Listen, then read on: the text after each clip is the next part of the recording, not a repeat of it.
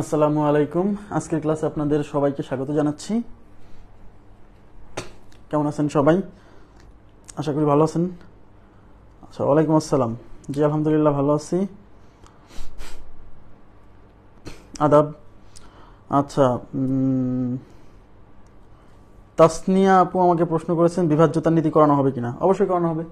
মূলত শেষ করব, তারপর বিভাজ্যতার নীতি, মৌলিক সংখ্যা চিহ্নিতকরণ। কিছুই বাদ যাবে না, কোনো কিছুই বাদ যাবে না, বরং আগে অনেক কিছু যদি বাদ থাকে সেগুলোও পড়াবো এবার। ওয়ালাইকুম আসসালাম। জি আলহামদুলিল্লাহ ভালো আছি। আপনারা কেমন আছেন? সবাই ক্লিয়ার শুনতে পাচ্ছেন কিনা, দেখতে পাচ্ছেন কিনা, জাস্ট আমাকে একটু কনফার্ম করেন।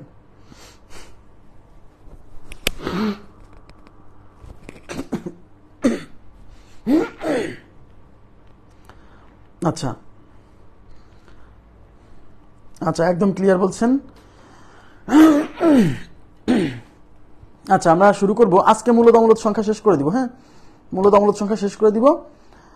যা পড়াইছি, যদি মানে এর বাইরে মূলত অমূলত সংখ্যা থেকে প্রশ্ন হওয়ার সম্ভাবনা প্রায় 0%। হ্যাঁ, যা পড়াইছি এবং আজকে যা পড়াবো, আজকে শেষ করে দিব। আমি একটু ক্লাসের মাঝে যে জ্যামিতিক, আচ্ছা আমরা ক্লাস শুরু করব। হ্যাঁ, ঠিক আছে। দেখেন, প্রথমে আমি একটু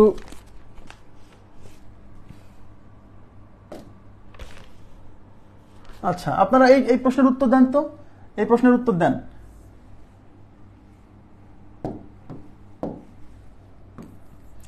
p is equal to root 2, p is equal to root 2, q is equal to root 3, q is equal to root 3, r is equal to root 12। Root 12 হলে রুট 12 হলে P Q R, P Q R মানে কিন্তু P Q R এই তিনটা গুণ আকারে আছে, বুঝতে হবে। হ্যাঁ হ্যাঁ, পি কিউ আর কোন ধরনের সংখ্যা?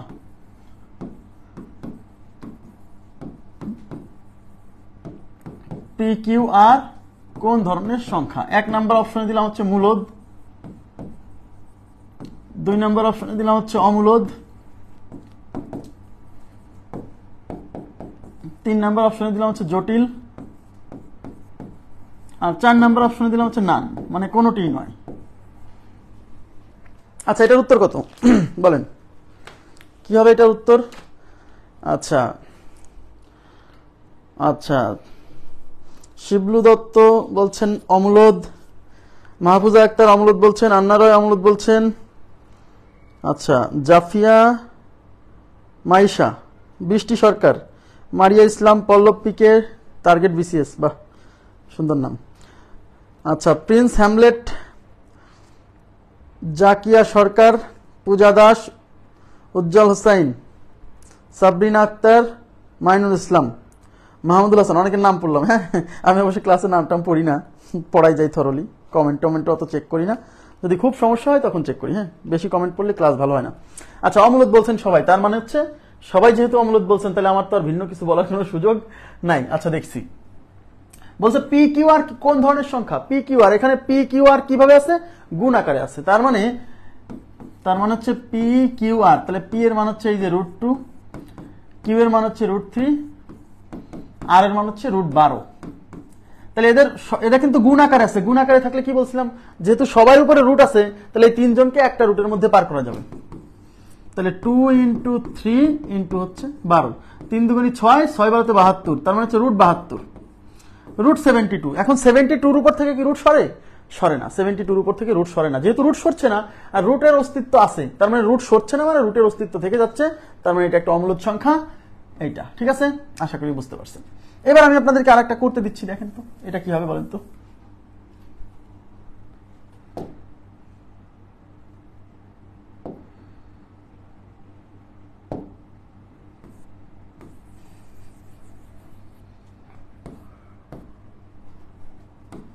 আচ্ছা,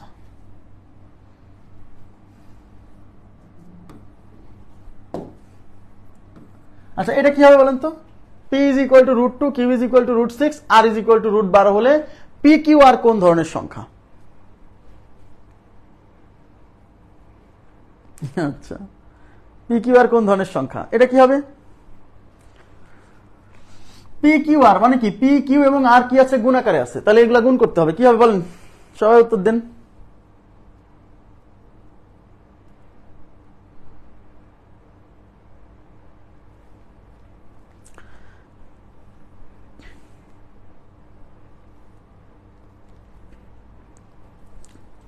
আচ্ছা সবাই মূলত বলছেন, থ্যাংক ইউ ভেরি মাচ। দেখি কি অবস্থা, পি কিউ আর, তার মানে পি কিউ আর কি আছে, গুণ আকারে আছে, তাহলে পি হচ্ছে √2, কিউ হচ্ছে √6, হ্যাঁ, আর হচ্ছে √12। যেহেতু ভিতরে গুণ আকারে আছে, তাহলে এই সবগুলোকে আমরা কি করব, একটা রুটের মধ্যে পার করে দিতে পারবো। 2 গুণ 6 গুণ 12, 6 দুগুণী 12, 12 12 144, তার মানে √144। আর আমরা √144, 144 তো রুট হয় 12 হয়, তাই না? তার মানে এর উপর থেকে রুট উঠে যাবে, রুট উঠে কত হবে, 12। আর রুট যখন উঠে যায় তাহলে ফলাফল কি হয়, মূলদ হয়। তার মানে এই সংখ্যাটা একটা মূলদ সংখ্যা। আশা করি বুঝতে পারছেন। তাহলে এই টাইপের কোশ্চেন যদি আসে তখন আপনারা এইভাবে সলভ করতে পারবেন আশা করছি। এবার আমি আরেকটা কোশ্চেনে যাচ্ছি।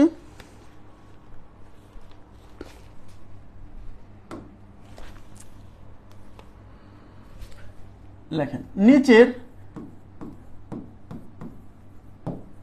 কোন সংখ্যাটিকে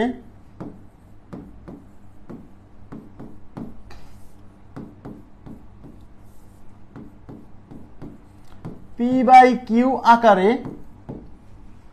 প্রকাশ করা যায় না?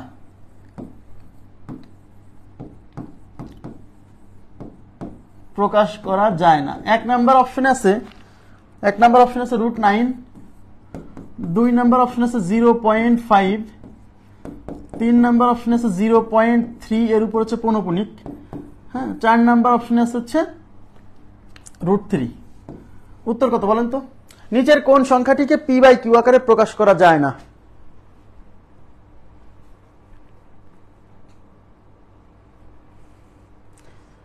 নিচের কোন সংখ্যাটিকে পি বাই কিউ আকারে প্রকাশ করা যায় না? আগে বুঝে কোশ্চেন বুঝতে হবে।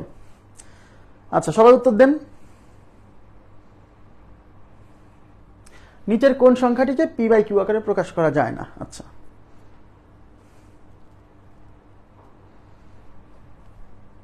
আচ্ছা পি বাই কিউ আকারে প্রকাশ করা গেলে হচ্ছে মূলদ সংখ্যা, তাই না? মূলদ। আর পি বাই কিউ আকারে যদি প্রকাশ করা না যায় তাহলে অমূলদ। তাহলে কোশ্চেনে বলছে পি বাই কিউ আকারে প্রকাশ করা যায় না, তার মানে যেটা অমূলদ সংখ্যাকে পি বাই কিউ আকারে প্রকাশ করা যায় না। তার মানে আমাকে দেখতে হবে অপশনগুলোর মধ্যে কোন সংখ্যাটা অমূলদ, সেটাই হচ্ছে উত্তর। ক্লিয়ার? আচ্ছা, তো 1 নম্বর অপশন √9, তো 9 এর উপর থেকে তো রুট উঠে যাবে, এটা মূলদ। এটা কি সসীম দশমিক ভগ্নাংশ, এটা মূলদ। এটা হচ্ছে পৌনপুনিক ভগ্নাংশ, এটাও মূলদ, তাই না? দেখেন মূলদ সংখ্যার মধ্যে যেগুলো ছিল।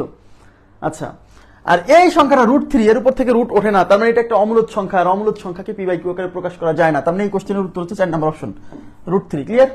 4 নম্বর option √3। Okay, thank you very much.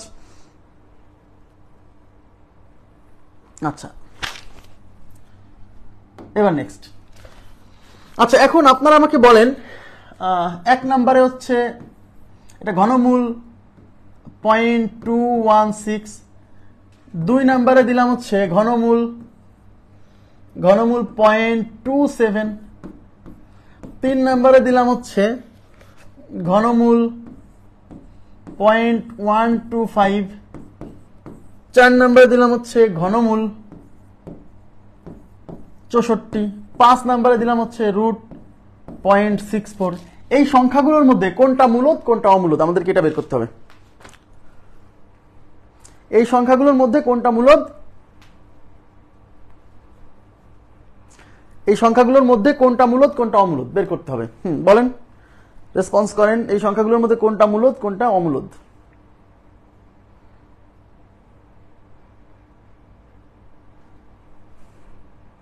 আচ্ছা প্রথমে আমরা এটার উত্তর নিব। এটা 1 নাম্বার। 1 নাম্বারটা কি হবে বলেন তো? 1 নাম্বারটা কি? 1 নাম্বারটা মূলদ নাকি অমূলদ? আমি কি বলছিলাম, যদি রুট উঠানো যায় তাহলে মূলদ, রুট যদি না উঠানো যায় তাহলে অমূলদ। ব্যাস, এর বাইরে আর কিছু চিন্তা করার দরকার নাই। আচ্ছা তাহলে 1 নাম্বারটা মূলদ কিনা আমরা একটু চেক করে দেখি। এটা হচ্ছে ঘনমূল 0.216। আমি বলছিলাম দশমিক যদি আসে তখন কি করতে বলছিলাম, দশমিক তুলে দিতে বলছিলাম। দশমিক তুলে দিতে হবে, তাহলে ঘনমূল দশমিক তুলে দিব। তা দশমিক তুলে দিলে উপরে হবে 216, আর দশমিক তোলার জন্য দশমিকের জন্য 1, আর দশমিকের পরে 3 ঘর, তাই 3টা শূন্য। এইবার আমাকে দেখেন 216, 6 এর কিউব 216, মনে আছে? এই তো মুখস্থ কাজে লাগবে এখন। তাহলে 6 এর কিউব যদি 216 হয়, তাহলে 216 যদি ঘনমূল নেন তাহলে 6 হবে। তার মানে উপরে হচ্ছে 6, এই যে ঘনমূল। এখন 1000, 10-এর কিউব হচ্ছে 1000, 10-এর কিউব 1000, তো 10-এর কিউব করলে যদি 1000 হয়, তাহলে 1000-এর ঘনমূল করলে কত হবে? 1000-এর ঘনমূল করলে 10 হবে। তার মানে 216-এরও ঘনমূল হয়, 1000-এরও ঘনমূল হয়। ওকে, তার মানে নিচে হবে হচ্ছে 10। তার মানে দেখেন রুট উঠে গেছে, উপর থেকেও রুট উঠছে, নিচ থেকেও রুট উঠছে, কারণ উপরের অংশেরও ঘনমূল হয়, নিচের অংশের ঘনমূল হয়। তাহলে রুট উঠে গেলে কি সংখ্যা? মূলদ সংখ্যা। তার মানে 1 নাম্বার অপশন কি? 1 নাম্বার অপশন হচ্ছে মূলদ সংখ্যা। ঠিক আছে, 1 নাম্বারটা হচ্ছে মূলদ সংখ্যা। আচ্ছা, জ্যামিতির ক্লাস এই গ্রুপে হবে না, আমি বলে দিচ্ছি। এই গ্রুপে হবে পাটিগণিত, বীজগণিতের ক্লাস। জ্যামিতির ক্লাসের জন্য আলাদা একটা গ্রুপ আছে। আমি সেই গ্রুপের লিংক এর আগে একাধিকবার দিছি। অনেকে বলে যে, এবার শোনেন, মনোযোগ দিয়ে শুনে নেন। অনেকে মানে বলছে যে লিংক ওপেন হয় না, লিংকে ঢোকা যায় না, গ্রুপে জয়েন রিকোয়েস্ট যায় না। লিংক ওপেন হয় না, এর জন্য দায়ী আপনি, আমি না। কেন? কারণ আপনি আপনার ফোনে ফেসবুক অ্যাপটাও ইনস্টল করে রাখছেন, আবার ফেসবুক লাইট অ্যাপটাও ইনস্টল করে রাখছেন।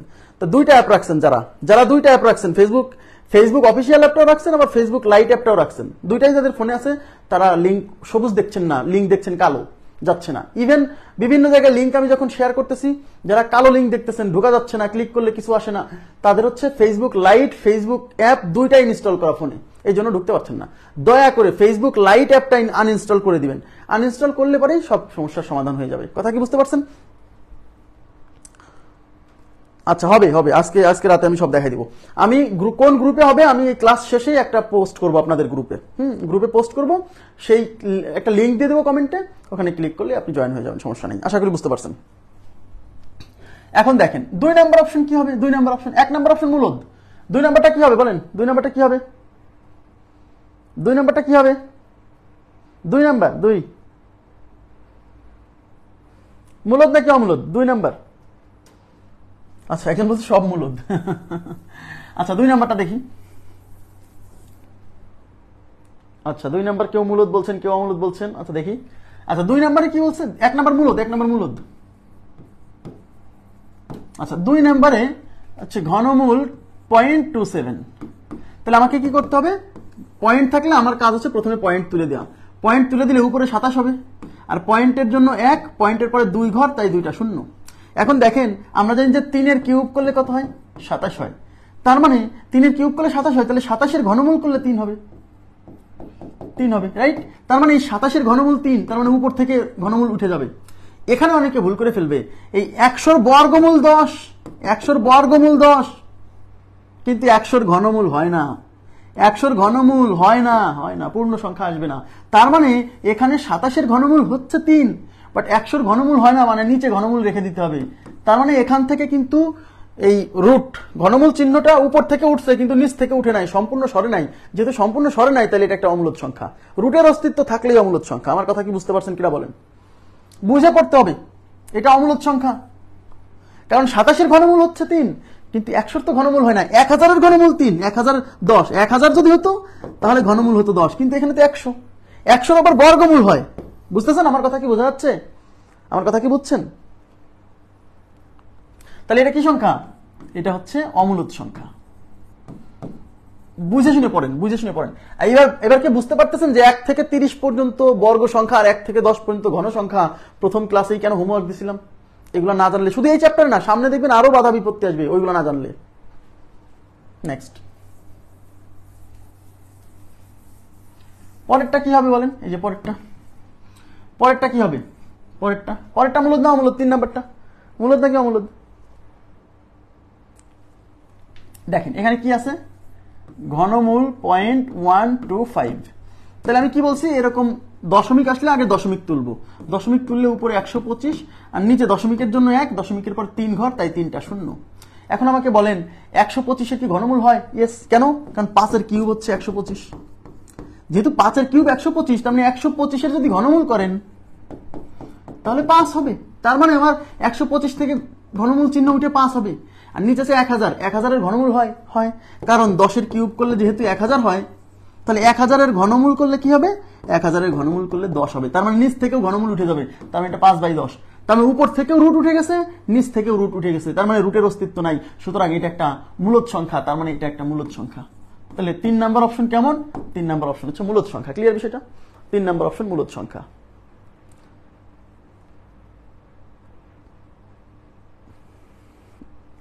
ওকে, এবার 4 নাম্বার অপশন কি হবে? 4 নাম্বার অপশন বলেন, 4 নাম্বার অপশন কি হবে?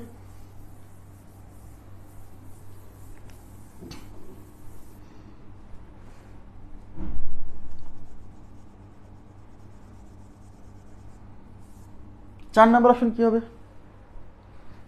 মূলদ নাকি অমূলদ? আচ্ছা, 4 নাম্বার অপশনে কি বলছে? ঘনমূল 0.64। 0.64, তাহলে আমি কি বলছি? প্রথমে পয়েন্ট তুলে দিতে হবে। পয়েন্ট তুলে দিলে উপরে হচ্ছে 64 আর নিচে পয়েন্টের জন্য 1, পয়েন্টের পরে 2 ঘর, 2টা শূন্য। এখন আমরা 64 কি ঘনমূল হয়? হ্যাঁ হয়, কারণ 4 এর কিউব 64।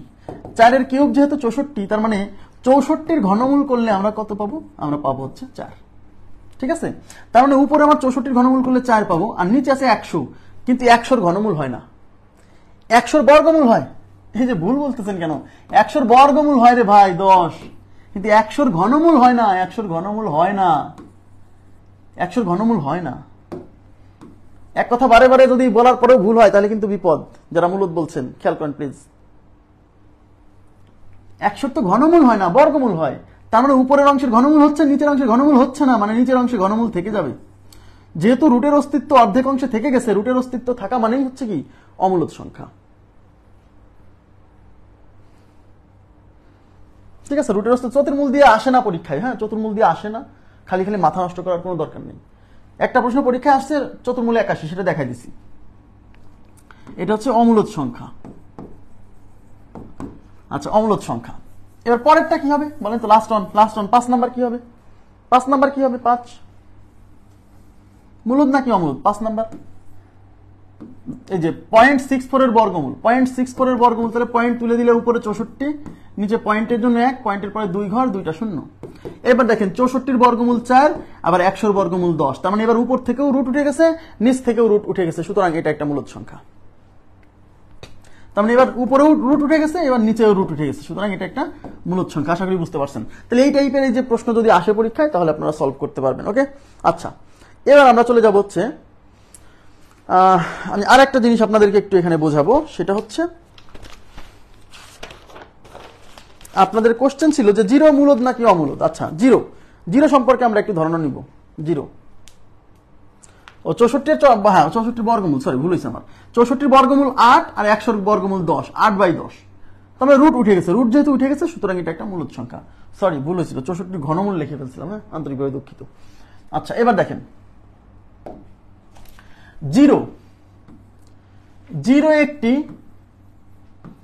জিরো একটি মূলদ সংখ্যা। এই জিরো সম্পর্কে পরীক্ষায় প্রশ্ন আসে কিন্তু। জিরো একটি মূলদ সংখ্যা।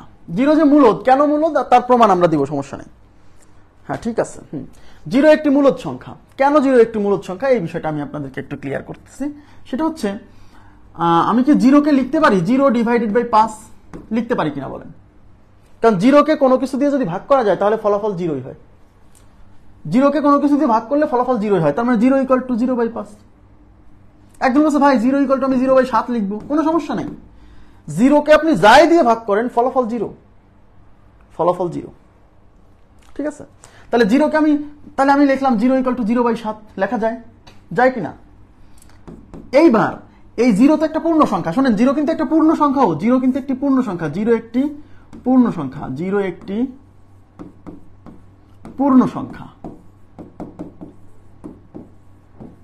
ওকে, তাহলে 0 একটা পূর্ণ সংখ্যা, 7 একটা পূর্ণ সংখ্যা। তাহলে আমি কি বলছিলাম? তাহলে এই 0-কে পি ধরেন আর 7-কে কিউ ধরেন। কি ছিল? যে সকল সংখ্যাকে এরকম p/q আকারে প্রকাশ করা যাবে তারা মূলদ, যেখানে পি এবং কিউ এর পরিচয় ছিল পূর্ণ সংখ্যা। তো আমি দেখতে পাচ্ছি 7 একটা পূর্ণ সংখ্যা, 0 একটা পূর্ণ সংখ্যা। তার মানে 0-কে আমি p/q আকারে প্রকাশ করতে পারতেছি। যাকেই p/q আকারে প্রকাশ করা যাবে সে একটা মূলদ সংখ্যা। সুতরাং এই 0 একটি মূলদ সংখ্যা। সহজ হিসাব। কেউ যদি আপনাকে জিজ্ঞাসা করে যে 0 কিভাবে মূলদ সংখ্যা, আপনি এইভাবে এক্সপ্লেইন করবেন। 0 = 0/7, 0 = 0/5। এই 0-কে পি ধরেন আর এই 5-কে কিউ ধরেন। তার মানে 0-কে আমি p/q আকারে প্রকাশ করতে পারতেছি, যেখানে পি কিউ এর পরিচয় ছিল কি? পি কি হচ্ছে পূর্ণ সংখ্যা। তাহলে এই 0 একটা পূর্ণ সংখ্যা, 5 একটা পূর্ণ সংখ্যা, সুতরাং 0 একটা মূলদ সংখ্যা। ক্লিয়ার বিষয়টা? তাহলে 0 সম্পর্কে আমি আপনাদেরকে 5টা ইনফরমেশন মনে রাখতে বলবো। এই 5টার মধ্যেই প্রশ্নে যদি আসে পরীক্ষা আসবে। 0 সম্পর্কে, 0 একটি পূর্ণ সংখ্যা। 0 একটি পূর্ণ সংখ্যা। তারপর 0 একটি বাস্তব সংখ্যা। আচ্ছা, এই বাস্তব সংখ্যা কেন? বাস্তব, কারণ জিরো যেহেতু মূলদ সংখ্যা, আর মূলদ সংখ্যা তো নিশ্চয়ই বাস্তব সংখ্যা থেকে আসছে, মনে আছে? তার মানে মূলদ হতে হলে তো তাকে বাস্তব হতে হবে। তার মানে জিরো যেহেতু মূলদ, তার মানে সে অবশ্যই বাস্তব। তাহলে জিরো একটি বাস্তব সংখ্যা, জিরো একটি মূলদ সংখ্যা, জিরো একটি জোড় সংখ্যা। মজার ইনফরমেশন, জিরো একটি জোড় সংখ্যা, আর জিরো একটি নিরপেক্ষ সংখ্যা। নিরপেক্ষ সংখ্যা। জিরো একটি জোড় সংখ্যা, এটা এই ইনফরমেশনটা খুবই গুরুত্বপূর্ণ। জিরো একটা জোড় সংখ্যা, জিরো একটা মূলদ সংখ্যা, এগুলো পরীক্ষায় আসে। আচ্ছা, তাহলে আপনাকে এই 5টা ইনফরমেশন রাখবেন মনে। জিরো একটি পূর্ণ সংখ্যা, জিরো একটি বাস্তব সংখ্যা, জিরো একটি মূলদ সংখ্যা, জিরো একটি জোড় সংখ্যা, জিরো একটি নিরপেক্ষ সংখ্যা। আচ্ছা, এখন অনেকে বলে যে ভাই জিরো জোড় সংখ্যা কিভাবে, মানে জিরো জোড় সংখ্যা কিভাবে, এটা অনেকে বুঝতে চায়। আমি একটু দেখাই দিচ্ছি যে জিরো কিভাবে জোড় সংখ্যা। জিরো কিভাবে জোড় সংখ্যা। আচ্ছা, জিরো কিভাবে জোড় সংখ্যা দেখেন। হ্যাঁ, সকল মূলদ অমূলদ সংখ্যা বাস্তব সংখ্যা, কারণ বাস্তব সংখ্যাকে আমরা দুই ভাগে ভাগ করছিলাম, মূলদ আর অমূলদ। তার মানে মূলদ অমূলদ মিলেই হলে বাস্তব সংখ্যা, মূলদ অমূলদ মিলাই হচ্ছে বাস্তব সংখ্যা। কথা কি বুঝতে পারছেন? আচ্ছা আচ্ছা, জিরো, আচ্ছা বলবো সবই বলবো। জিরো একটি জোড় সংখ্যা। কিভাবে জিরো জোড় সংখ্যা দেখেন। সংখ্যা রেখা পড়ছেন আপনারা, মনে আছে? সংখ্যা রেখা পড়ছেন না? বাস্তব সংখ্যা রেখা মানে বাস্তব সংখ্যার সকল উপাদানকে যে রেখার উপর কল্পনা করা হয় সেটাকে বলা হয় সংখ্যা রেখা। এই সংখ্যা রেখার মাঝখানে থাকে জিরো। এই সংখ্যা রেখার মাঝখানে থাকে জিরো, আপনারা সবাই জানেন, না জানলে আজকে জেনে নেন। সংখ্যা রেখার মাঝখানে থাকে জিরো, আর এই ডান দিকে থাকে ধনাত্মক সংখ্যা, আর বাম দিকে থাকে জিরোর ছোট মানে ঋণাত্মক সংখ্যা। তাহলে সংখ্যা রেখার ডান পাশে জিরোর চেয়ে বড় মানে ধনাত্মক সংখ্যা, আর বাম পাশে জিরোর চেয়ে ছোট মানে ঋণাত্মক সংখ্যা থাকে। তাহলে এদিকে ধরেন 1, এটা +1, 1 2 3 4 এরকম চলবে কত দূর পর্যন্ত? এদিকে প্লাস ইনফিনিটি পর্যন্ত। ওদিকে যত যাবে বাড়বে, 5 6 7 8 এরকম বাড়তে বাড়তে ইনফিনিটি মানে অসীম। ওকে, আচ্ছা, আর এদিকে যখন আসবে,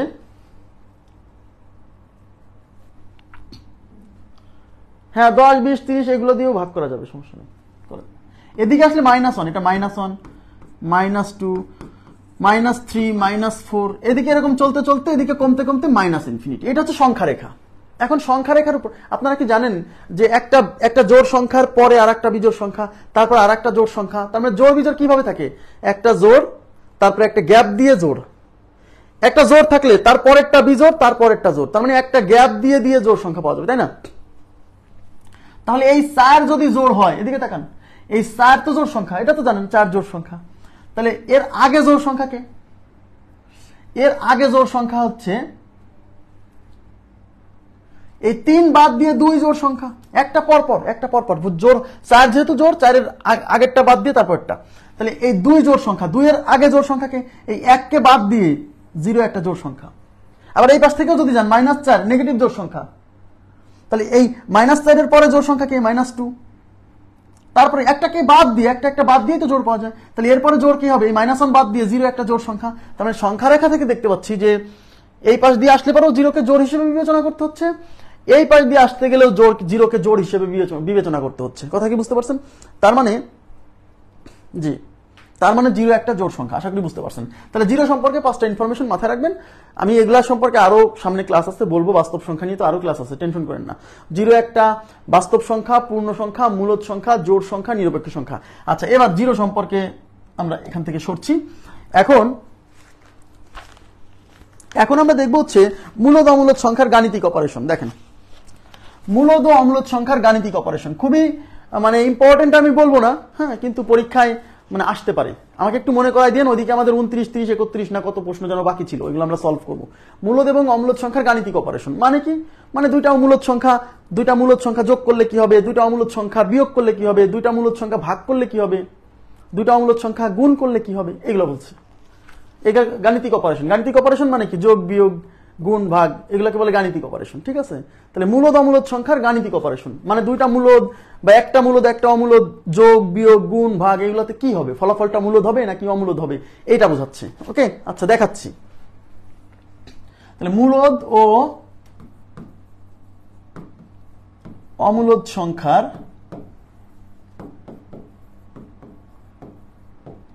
গাণিতিক অপারেশন, এখান থেকে পরীক্ষায় প্রশ্ন আসছে কয়েকবার, এই জন্য আমরা দেখাচ্ছি। এক্সাম্পল দিয়ে পড়াবো যাতে আপনার মনে থাকে। হ্যাঁ, এগুলো মুখস্থ করতে যাবেন না, মুখস্থ করতে গেলে বিপদ। এক্সাম্পল দিয়ে দিয়ে মনে রাখবেন। নাম্বার 1, আমরা যদি দুটি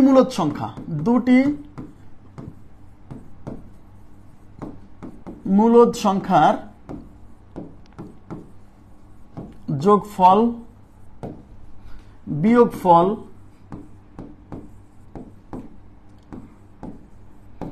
গুণফল ও ভাগফল সব সময় মূলদ হবে। ভাগফল সব সময় মূলদ হবে, যোগফল গুণফল ভাগফল বিয়োগফল সব সময় মূলদ হবে। ঠিক আছে, প্রথম লাইন এটা প্রথম ইনফরমেশন। আচ্ছা, বুঝাই দিব ভাই, বুঝাই দিব জিরো কিভাবে নিরপেক্ষ সংখ্যা, এগুলা বাস্তব সংখ্যার যখন ডিটেলস আলোচনা হবে না তখন আমরা এটা নিয়ে এক্সপ্লেইন করব। হ্যাঁ, এখানে মানে মূলদ অমূলদের মধ্যে যতটুকু দরকার ততটুকুই পড়াচ্ছি। সামনে আমাদের তো এগুলো নিয়ে আরো ভাস্ট ক্লাস আছে, সেটে পড়াবো, এগুলা অনেক জায়গাতে আছে। হ্যাঁ, দুটি মূলদ সংখ্যার যোগফল দেখেন, তার মানে দুইটা মূলদ সংখ্যা যদি আমরা যোগ করি বা বিয়োগ করি বা গুণ করি বা ভাগ করি, তাহলে আমরা যে ফলাফলটা পাবো সেই ফলাফলটাও মূলদ হবে। ওকে, কিভাবে? এক্সাম্পল কি বলছে, দুইটা মূলদ সংখ্যা নিতে হবে। তা দুইটা মূলদ সংখ্যা নেন আপনি, মনে করেন যে 3 একটা মূলদ সংখ্যা, 5 একটা মূলদ সংখ্যা। এই দুইটা মূলদ সংখ্যা যদি এখন আপনি যোগ করেন, তো এই দুইটা মূলদ সংখ্যা যোগ করলে 3 যোগ 5 ইজ ইকুয়াল টু কত হবে? 8 হবে, যা একটা মূলদ সংখ্যা, কারণ সকল পূর্ণ সংখ্যা মূলদ। ঠিক আছে, আচ্ছা। তারপর হচ্ছে এই দুইটাকে যদি বিয়োগ করেন তাহলে 3 মাইনাস 5 ইজ ইকুয়াল টু -2, যা একটা পূর্ণ সংখ্যা, সকল পূর্ণ সংখ্যা মূলদ। ঠিক আছে, এই দুইটাকে যদি আপনি গুণ করেন, 3 গুণ 5, 3 5 কত? 15, যা একটা পূর্ণ সংখ্যা, সকল পূর্ণ সংখ্যা মূলদ। বোঝা যাচ্ছে?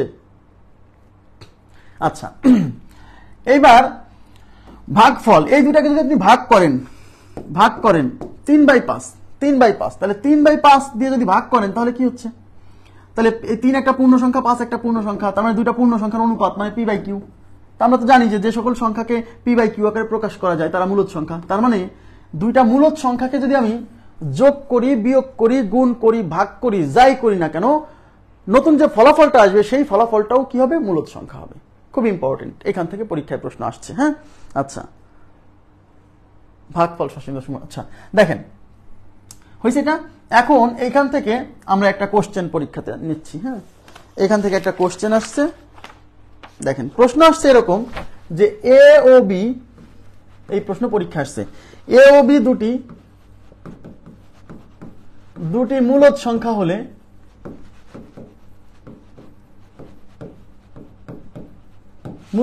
হলে নিচের কোনটি অমূলদ সংখ্যা?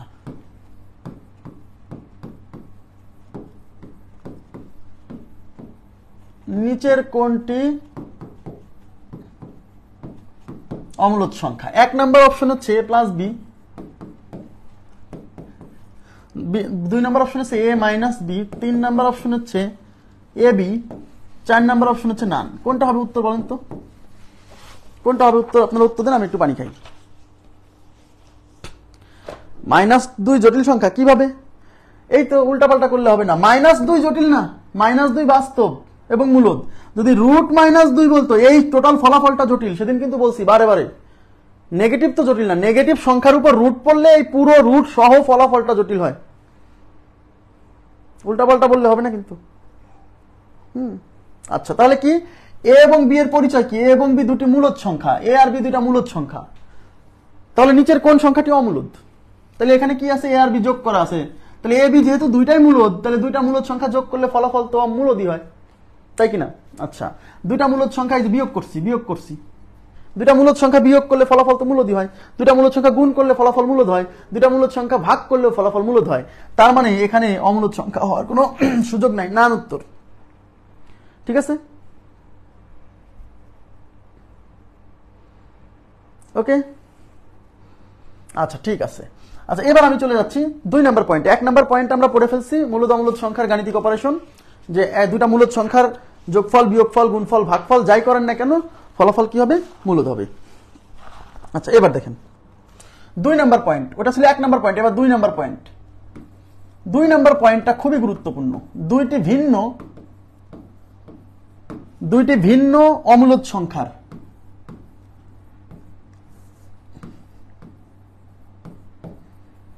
দুইটি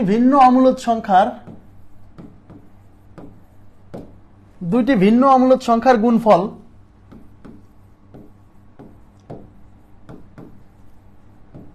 কেমন হবে? এটা আসছে হচ্ছে এই যে সরকারি মাধ্যমিক উচ্চ বিদ্যালয়ের সহকারী শিক্ষক নিয়োগ পরীক্ষা 2018-তে এই প্রশ্ন আসছিল। আচ্ছা, কেমন হবে? মূলদ নাকি অমূলদ?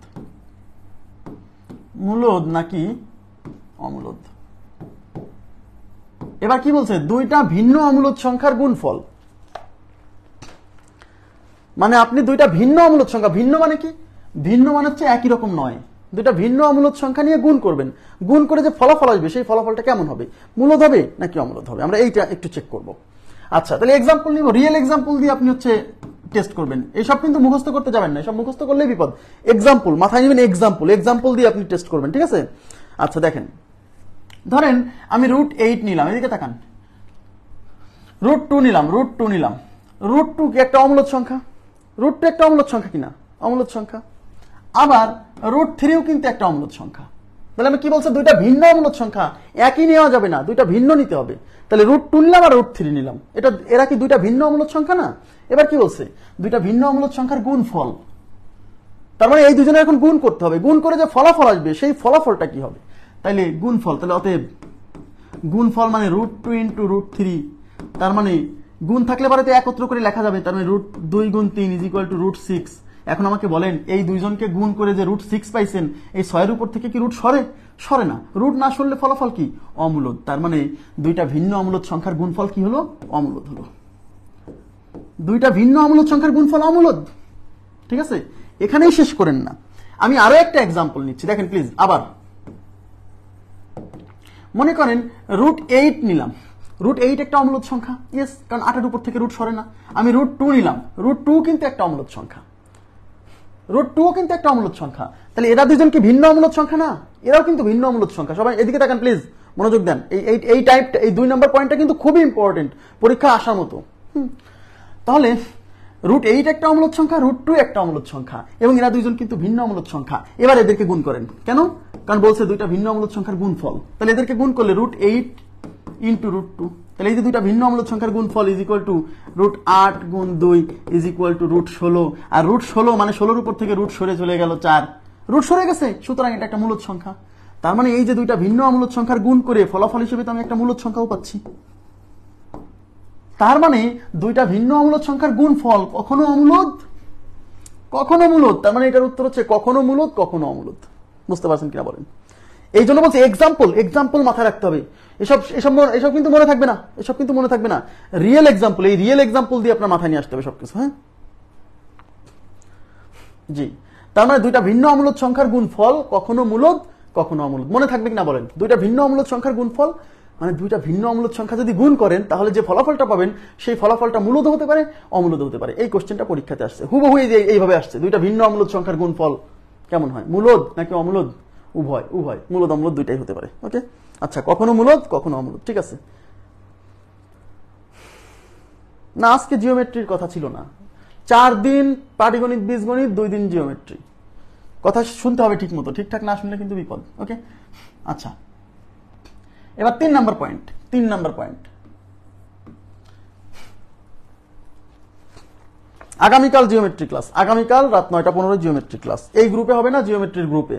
ক্লাস শেষে আমি পোস্ট করে জিওমেট্রি গ্রুপের লিঙ্ক দিয়ে দিব, জয়েন করবেন সবাই। আচ্ছা, এবার আমাকে বলবেন এইটার উত্তর সবার পারার কথা। দুটি একই অমূলদ সংখ্যার গুণফল কেমন হবে?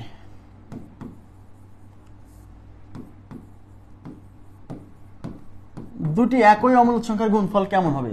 মূলদ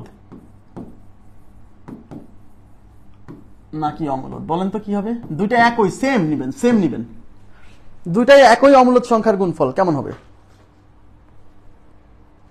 আমি একটু পানি খাবো, পানির বিরতি নিচ্ছি, আপনারা রেসপন্স করেন।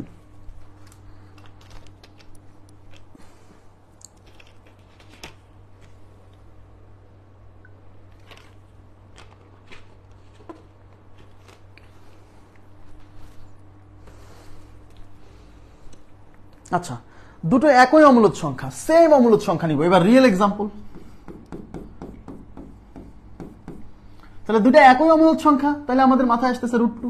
√2 একটি অমূলদ সংখ্যা। যদি একই নিতে বলছে তাহলে আর একটাকে নিব, আর একটাকেও √2 নিব। এবার এই দুজনকে গুণ করব।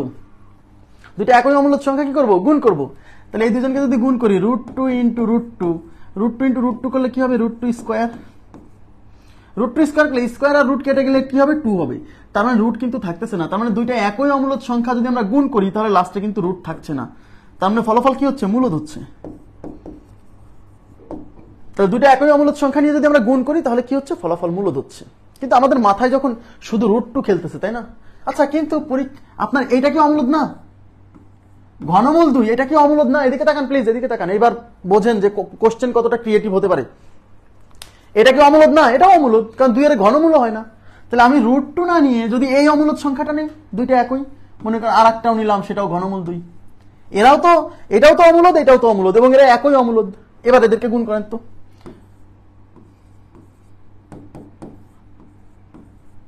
এটা কি হচ্ছে? ঘনমূল 2 তার উপর হচ্ছে স্কোয়ার। ঘনমূল 2 তার উপর স্কোয়ার। তাহলে 2 এর ঘনমূল সরানোর জন্য 2 টু দি পাওয়ার 1/3 তার উপর স্কোয়ার। এবার পাওয়ারে পাওয়ারে গুণ হবে, তার মানে 2 টু দি পাওয়ার 1/3 ইন্টু হচ্ছে 2, এই 2 একে 2, তার মানে 2 টু দি পাওয়ার 2/3। তার মানে 2 এর উপরে ফ্র্যাকশন পাওয়ার, এই যে 2 এর উপরে কিন্তু ভগ্নাংশ পাওয়ার। আমি কি বলছিলাম? কোন সংখ্যার উপরে ভগ্নাংশ পাওয়ার মানে অমূলদ সংখ্যা। দেখছেন? তার মানে আপনি খালি √2 নিয়ে চিন্তা করতেছেন, তাই মনে হচ্ছে আরে √2 আর √2 গুণ করলে তো √2 স্কোয়ার 2। আবার √3 যদি নিয়ে চিন্তা করেন, √3 গুণ √3 স্কোয়ার মানে 3 মানে মূলদ। কিন্তু এরাও তো অমূলদ, এদেরকে নিয়ে চিন্তা করতে হবে না? ইয়েস। তার মানে এই যে দেখেন, 2 এর উপরে ভগ্নাংশ পাওয়ার, কালকে পড়াইছিলাম কোনো কিছুর উপরে ভগ্নাংশ পাওয়ার মানে অমূলদ। তার মানে এটা অমূলদ হতে পারে, অমূলদ হতে পারে। তার মানে খুবই ইন্টারেস্টিং একটা কোশ্চেন, যে দুইটা একই সেম দুইটা অমূলদ সংখ্যাকে যদি গুণ করি তাহলেও ফলাফল মূলদ আসে, অমূলদ আসে। তার মানে কি দাঁড়ালো? দুইটা ভিন্ন অমূলদ সংখ্যা গুণ করে, আপনারা কি বুঝতে পারতেছেন? আচ্ছা, তাহলে ফলাফল কি দাঁড়ালো? দুইটা ভিন্ন অমূলদ সংখ্যাকে যদি আমরা গুণ করি তাহলে ফলাফল মূলদ হয়, অমূলদ হয়। আবার দুইটা একই অমূলদ সংখ্যাকে যদি আমরা গুণ করি তাহলেও ফলাফল মূলদ হয়, অমূলদ হয়। তাহলে কনক্লুশন কি দাঁড়ালো? দুইটা অমূলদ সংখ্যা যদি ভিন্ন অভিন্ন না বলি, যদি বলি দুইটা অমূলদ সংখ্যা, শুধু এইভাবে বলি, কারণ দুইটা একই হলেও যা হচ্ছে, দুইটা ভিন্ন অমূলদ হলেও কিন্তু ফলাফল তাই হচ্ছে, কখনো মূলদ কখনো অমূলদ, তাই না? তাহলে এইভাবে আমরা বলতে পারি দুইটা অমূলদ সংখ্যার গুণফল কখনো মূলদ কখনো অমূলদ, বা দুইটা অমূলদ সংখ্যার গুণফল মূলদ হতে পারে, অমূলদ হতে পারে। আশা করি বুঝতে পারছেন। ক্লিয়ার? ওকে, আচ্ছা, এবার আমি এখান থেকে দেখেন কি ধরনের কোশ্চেন পরীক্ষাতে আসছে, আমি সেগুলো একটু দেখা দিচ্ছি। এগুলো ভুল হতে পারে, এগুলো হচ্ছে ট্র্যাপ। হ্যাঁ, অনেকে ভাববেই না, অনেকে এগুলো এক্সাম্পল নিয়ে ভাববেই না, সে তো চিন্তা করবে খালি √2 আর √2। হ্যাঁ, প্রশ্ন এরকম আসতে পারে। দেখেন কিভাবে এখান থেকে প্রশ্ন আসছে পরীক্ষা, আমি দেখা দিচ্ছি। 40 পর্যন্ত হয়ে গেছিল, তার মধ্যে এখানে কি কি ছিল আমাদের মনে আছে?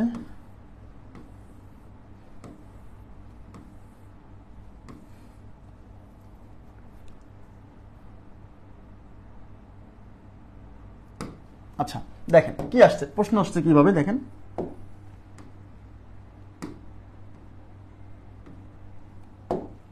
প্রশ্ন আসছে পি ও কিউ দুটি ভিন্ন অমূলদ সংখ্যা। দেখেন, পি এবং কিউ এদের পরিচয় কি? দুইটা ভিন্ন অমূলদ সংখ্যা হলে পি কিউ কেমন হবে?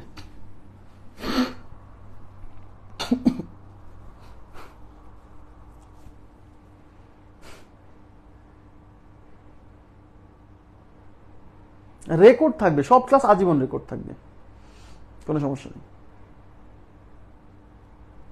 সেটা দেখেন কি হবে, পি ও কিউ দুটি ভিন্ন অমূলদ সংখ্যা, কোশ্চেন এরকম আসছে, বলছে তাহলে পি কিউ কেমন হবে? পি কিউ মানে কি? পি আর কিউ কি আছে? পি আর কিউ গুণ আকারে আছে।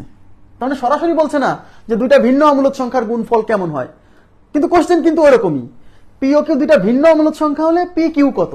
তাহলে কি এইটা প্রশ্নটা এরকম না যে দুইটা ভিন্ন অমূলদ সংখ্যার গুণফল কেমন হবে, ওইটাই কিন্তু প্রশ্ন, কিন্তু সরাসরি বলছে না যে দুইটা ভিন্ন অমূলদ সংখ্যার গুণফল কেমন হবে, বলতে পি আর কিউ দুইটা ভিন্ন অমূলদ সংখ্যা, তাহলে পি কিউ কেমন? সেম কোশ্চেন না? আচ্ছা, তাহলে আমরা কি পড়লাম?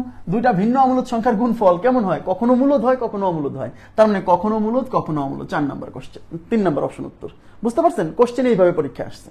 আচ্ছা, এরপরে দেখেন কি আসছে। আচ্ছা, ভাগফলটা আমি এখন দেখাইনি, এটা দেখাবো যখন, তখন দেখাই দিব।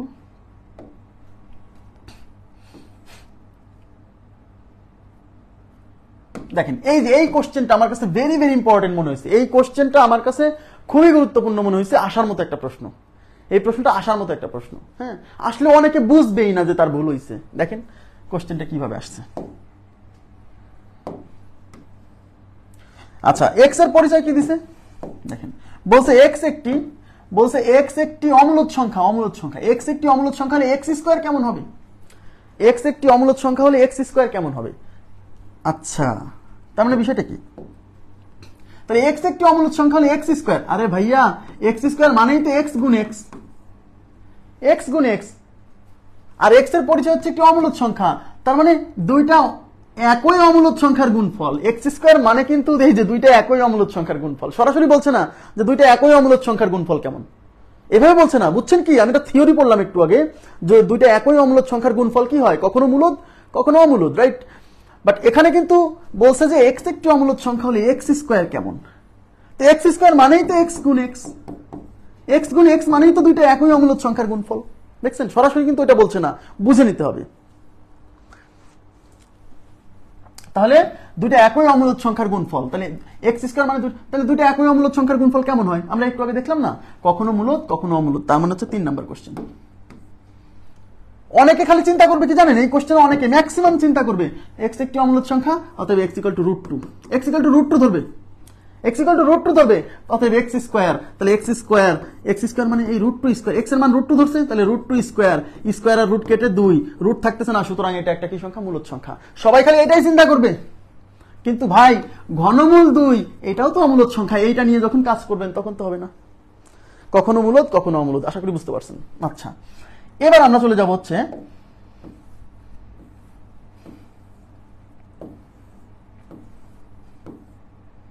আচ্ছা, তাহলে দুইটা ভিন্ন অমূলদ সংখ্যার গুণফল পড়লাম, দুইটা ভিন্ন অমূলদ সংখ্যা একই অমূলদ সংখ্যার গুণফল পড়লাম।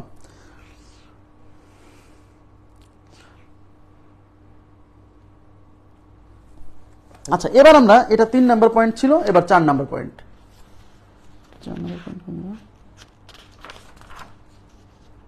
আচ্ছা, 4 নাম্বার পয়েন্ট দেখেন, 4 নাম্বার পয়েন্ট হচ্ছে দুইটা ভিন্ন অমূলদ সংখ্যার ভাগফল, দুটি ভিন্ন অমূলদ সংখ্যার ভাগফল কেমন হবে, দুটি ভিন্ন অমূলদ সংখ্যার ভাগফল কেমন হবে, মূলদ নাকি অমূলদ, দুটি ভিন্ন অমূলদ সংখ্যার ভাগফল।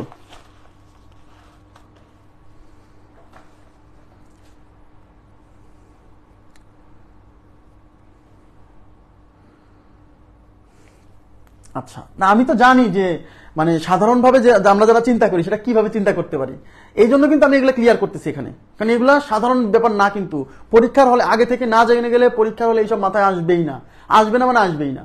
এই জন্য আমি তো জানি যে কোথা থেকে প্রশ্ন দিতে পারে স্টুডেন্ট আটকে যাবে পরীক্ষার হলে, এটুকু অন্তত বুঝি। আপনাদেরকে আমি কি পড়াচ্ছি জানেন, যা আসছে তা তো পড়াচ্ছি, ভবিষ্যতে যা আসতে পারে তাও পড়াচ্ছি, যদি এর বাইরেও আসতে পারে, এইভাবে বলা উচিত না, এর বাইরেও আসতে পারে, কিন্তু আমি চেষ্টা করতেছি মানে এত কিছু পড়ানোর যেন এর বাইরে কিছুই না আসে বলাটা খুবই কঠিন, হয়তো 2-1টা চলে আসবে। হ্যাঁ, আচ্ছা, দুইটা ভিন্ন অমূলদ সংখ্যার ভাগফল, তার মানে আমাদের কি বলছে, দুইটা ভিন্ন অমূলদ সংখ্যা, ভিন্ন, তাহলে আমরা এক্সাম্পল হিসেবে কাকে নিব বলেন, এক্সাম্পল হিসেবে আমি নিলাম হচ্ছে √2 নিলাম আর √3 নিলাম, ওকে ফাইন, এরা কিন্তু দুইটা ভিন্ন অমূলদ সংখ্যা। এবার এই দুইটা ভিন্ন অমূলদ সংখ্যা কি করব, এই দুইটা ভিন্ন অমূলদ সংখ্যা ভাগ করব, তাহলে এদেরকে ভাগ করেন, ভাগ করলে উপরে √2 নিচে √3, তাহলে আমি কি বলছিলাম, এই দুইজনকে একটা রুটের মধ্যে পার করা যাবে 2/3, কিন্তু একটা রুটের মধ্যে পার করেন আর যাই করেন, এই 2 এর উপর থেকে কি রুট সরে, 2 এর কি বর্গমূল হয় না, তাহলে উপর থেকেও সরবে না রুট, নিচ থেকেও সরবে না, কারণ 2 এরও হয় না 3 এরও হয় না। তার মানে এই যে দুইটা ভিন্ন অমূলদ সংখ্যা নিয়ে যে ভাগ করলাম, ভাগ করে যে ফলাফল পাইলাম, সেই ফলাফলে কিন্তু রুট থেকে যাচ্ছে, সেই ফলাফলে রুট থেকে যাচ্ছে মানে রুটের অস্তিত্ব থাকতেছে, সুতরাং এটা একটা অমূলদ সংখ্যা, সুতরাং এটা একটা কি সংখ্যা, অমূলদ সংখ্যা। ক্লিয়ার? আচ্ছা, কিন্তু আমি যদি এক্সাম্পলটা এরকম করে নিই, দুইটা ভিন্ন অমূলদ সংখ্যা, একটা অমূলদ সংখ্যা নিলাম হচ্ছে √8 আর একটা অমূলদ সংখ্যা নিলাম হচ্ছে √2, নিতে পারি, এরাও কিন্তু অমূলদ, √8ও অমূলদ, √2ও অমূলদ, এবং এরা দুইটা ভিন্ন অমূলদ সংখ্যা। এই দুইটা ভিন্ন অমূলদ সংখ্যাকে আমি ভাগ করবো, তাহলে √8 ডিভাইডেড বাই √2, √8 ডিভাইডেড বাই √2, তাহলে আমি এখন √8/2, এই 2 দিয়ে 8কে 4 বার যাবে, তার মানে এটা হচ্ছে √4, আর √4 রুট উঠে যায় হবে 2, তার মানে কিন্তু এই যে দুইটা ভিন্ন অম্লদ সংখ্যার গুণ ভাগফল নিয়ে লাস্টে আমার 2 আসতেছে, মানে রুট উঠে যাচ্ছে। তা রুট উঠে গেলে মূলদ, তার মানে দুইটা ভিন্ন অম্লদ সংখ্যার ভাগফল কখনো অমূলদ কখনো মূলদ। তার মানে দুইটা ভিন্ন অম্লদ সংখ্যার ভাগফল কখনো মূলদ কখনো অমূলদ। আমার কথা কি বুঝতে পারছেন? দুইটাই হতে পারে। তাহলে দুইটা ভিন্ন অম্লদ সংখ্যার ভাগফল মূলদ অম্লদ দুইটাই হতে পারে। আপু আপনি তো গুণ করছেন, √2 × √8 গুণ করছেন, শম্পা আপু।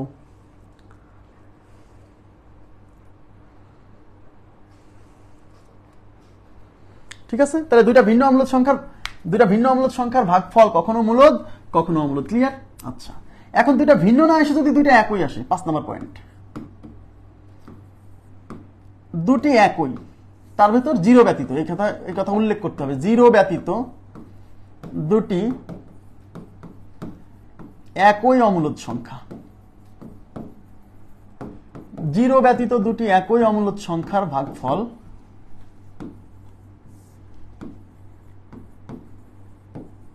কেমন হবে?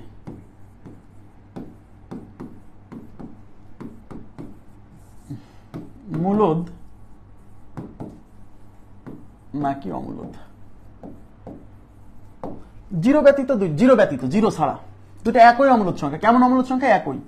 তাহলে ধরেন একটা হচ্ছে √3 আর একটা হচ্ছে √3।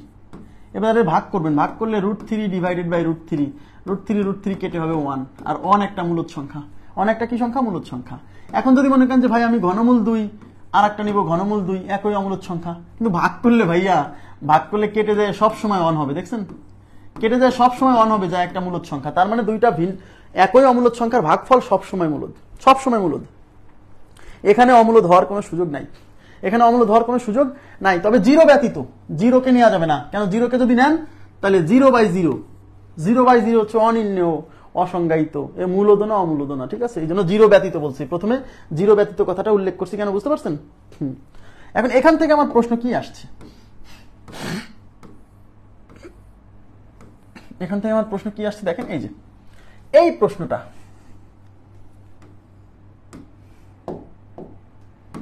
দেখেন পি ও কিউ দুটি ভিন্ন অমূলদ সংখ্যা। পি ও কিউ এর পরিচয় কি? দুইটা ভিন্ন অমূলদ সংখ্যা, মানে পি আর কিউ সেম না, দুইটা ভিন্ন অমূলদ সংখ্যা। দুইটা একই অমূলদ সংখ্যার গুণফল সবসময় মূলদ হবে। কেন? এটা কি বুঝালাম একটু আগে, দুইটা একই অমূলদ সংখ্যার গুণফল সবসময় মূলদ, তাই বুঝালাম একটু আগে, তো এটাই বুঝালাম। দুইটা একই অমূলদ সংখ্যার গুণফল কখনো মূলদ কখনো অমূলদ, ভুলে গেলে চলবে না। আচ্ছা, পি ও কিউ দুটি ভিন্ন অমূলদ সংখ্যা হলে p/q কত? তো p/q মানেই তো ভাগ করা হচ্ছে। আবার এই p/q দেখে মনে করেন না, আরে p/q মানে তো সবসময় মূলদ, যাকে p/q আকারে প্রকাশ করা যায়, বিষয়টা এরকম না। এই p আর q এর পরিচয় দুইটা অমূলদ সংখ্যা, আর p/q মানে বোঝাচ্ছে যে p আর q এর ভাগ, মানে দুইটা অমূলদ সংখ্যার ভাগফল। তো দুইটা অমূলদ সংখ্যার ভাগফল সবসময় কি হয়? দুইটা অমূলদ সংখ্যার ভাগফল সবসময় ভিন্ন ভিন্ন, তাহলে সবসময় কি হবে? অমূলদ সংখ্যা হবে। দুইটা অমূলদ সংখ্যার ভাগফল সবসময় অমূলদ সংখ্যা। ক্লিয়ার বিষয়টা? দুইটা ভিন্ন অমূলদ সংখ্যার ভাগফল সবসময় অমূলদ সংখ্যা না, সবসময় অমূলদ কি হইল? দুটো ভিন্ন অমূলদ সংখ্যার ভাগফল কখনো অমূলদ কখনো অমূলদ, তাই না? 3 নম্বর অপশন রাইট, 3 নম্বর অপশন রাইট, দুইটা ভিন্ন অমূলদ সংখ্যার ভাগফল কখনো মূলদ কখনো অমূলদ। আচ্ছা, এবার যাচ্ছি আমরা পরবর্তী পয়েন্টে।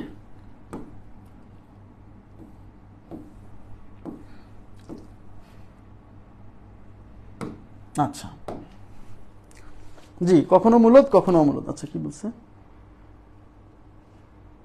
যোগফল বিয়োগফল এগুলো দেখাবো, এগুলো আস্তে আস্তে স্টেপ বাই স্টেপ আসবে। 5 নাম্বার পয়েন্ট পর্যন্ত গেল না? 5 নাম্বার। এবার দেখেন পয়েন্ট নাম্বার 6।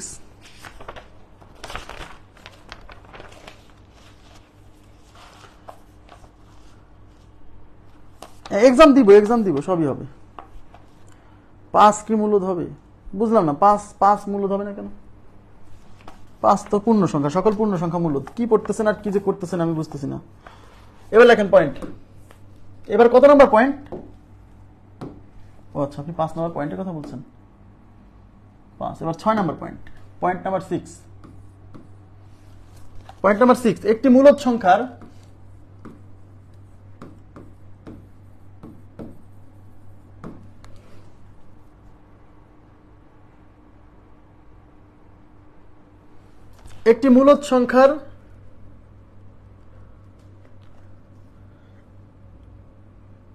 একটি মূলদ সংখ্যার সাথে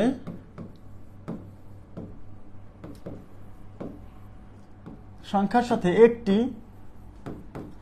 অমূলদ সংখ্যার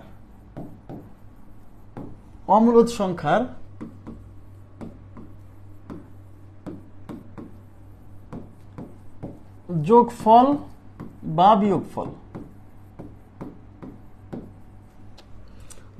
বা বিয়োগফল সবসময় অমূলদ হবে।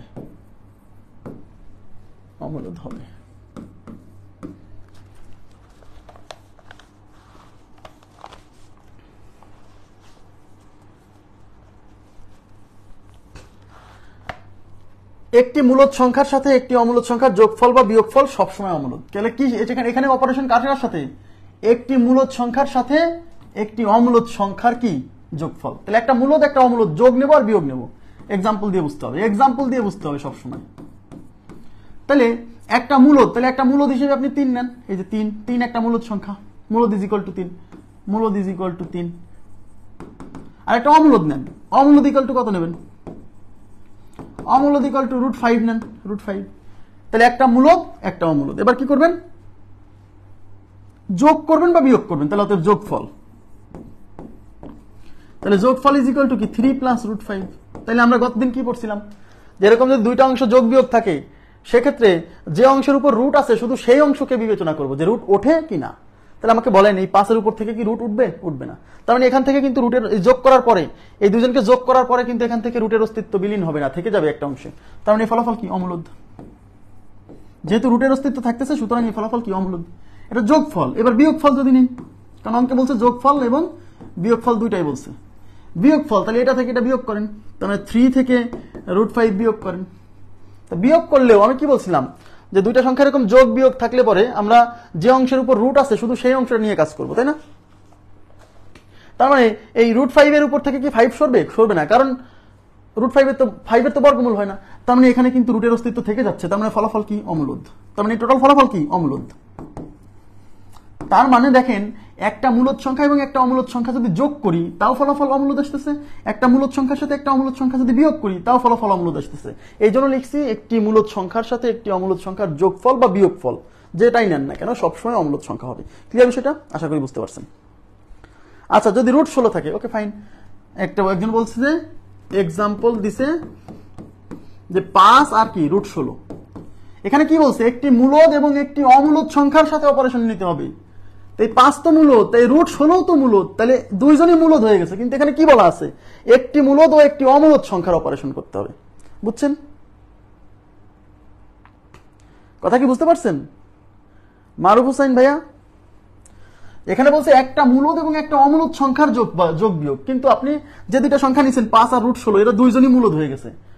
আর দুইটা মূলদ সংখ্যার যোগফল বিয়োগফল গুণফল ভাগফল সবসময় তো মূলদ হয়, এর আগের পয়েন্টে পড়ে আসছি। ওকে, আচ্ছা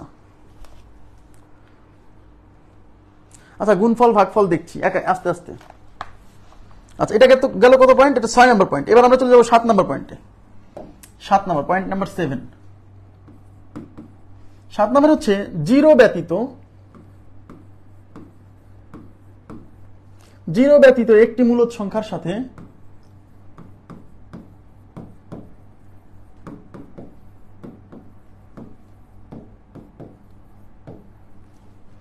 একটি মূলদ সংখ্যার সাথে একটি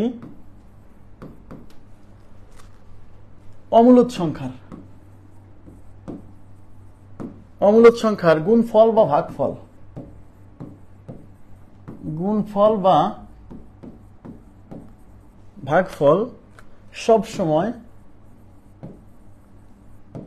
সবসময় অমূলদ হবে।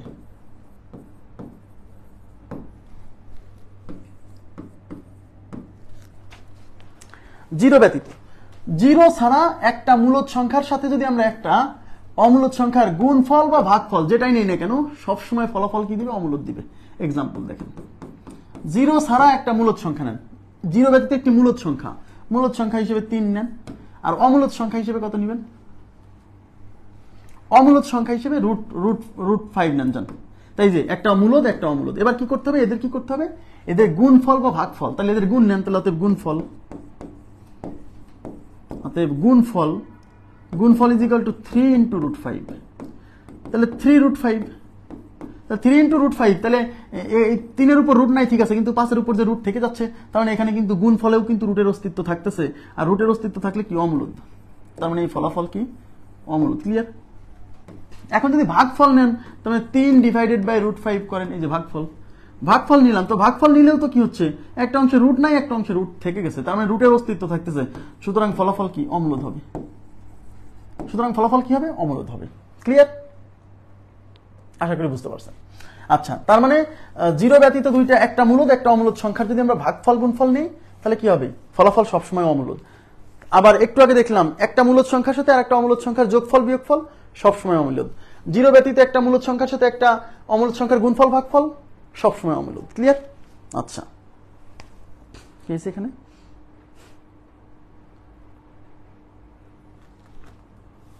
আচ্ছা, এবার আমরা চলে যাবো 8 নাম্বার পয়েন্ট। পয়েন্ট নাম্বার 8 দেখেন,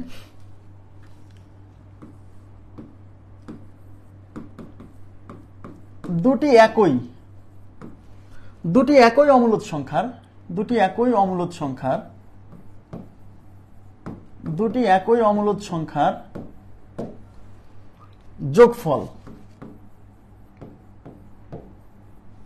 যোগফল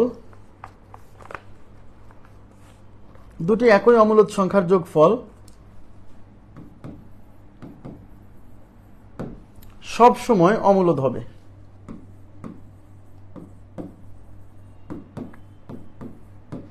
দুটি একই অমূলদ সংখ্যার যোগফল সব সময় অমূলদ হবে। দুইটা একই অমূলদ সংখ্যার যোগফল মানে আপনারা যদি দুইটা একই অমূলদ সংখ্যা যোগ করেন, তাহলে সেই ফলাফল সবসময় অমূলদ হবে। এক্সাম্পল, উদাহরণ দিয়ে মনে রাখতে হবে, প্র্যাকটিস করলে মনে থাকবে। যদিও আমি বলে দিবি 1 থেকে 6 নাম্বার পয়েন্ট পর্যন্ত আমি বলে দিচ্ছি, 1 থেকে 6 নাম্বার 7 নাম্বার পয়েন্ট পর্যন্ত হচ্ছে ইম্পর্টেন্ট, পরীক্ষা আসার মতো। আর এই পরেরগুলো অত ইম্পর্টেন্ট না, তারপরেও দেখা দিচ্ছি, সব কম্বিনেশন দেখা দিচ্ছি।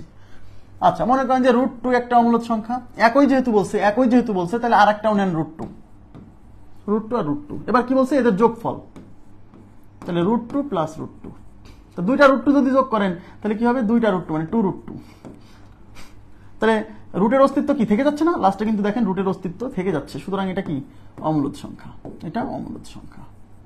এন্ড √2 আর √2 যোগ করলে 2√2 হয়, এটা যদি না বোঝেন তাহলে কি হবে বলেন তো, এখান থেকে √2 কমন নেন, √2 কমন নিলে এখানে থাকবে 1 প্লাস 1, তাহলে √2 1 আর 1 যোগ করলে 2, এই 2টাকে সামনে আনছে, গুণের ক্ষেত্রে সামনে পিছনে ব্যাপার না, 2 সামনে আসে হয়েছে 2√2।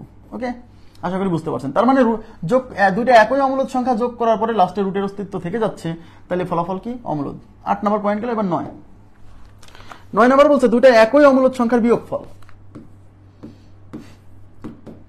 দুটি একই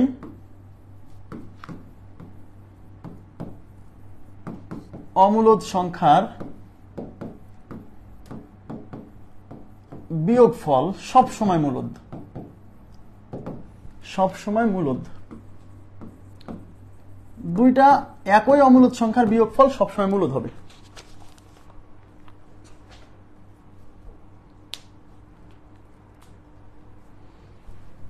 দুইটা একই অমূলদ সংখ্যার বিয়োগফল সবসময় মূলদ। কিভাবে?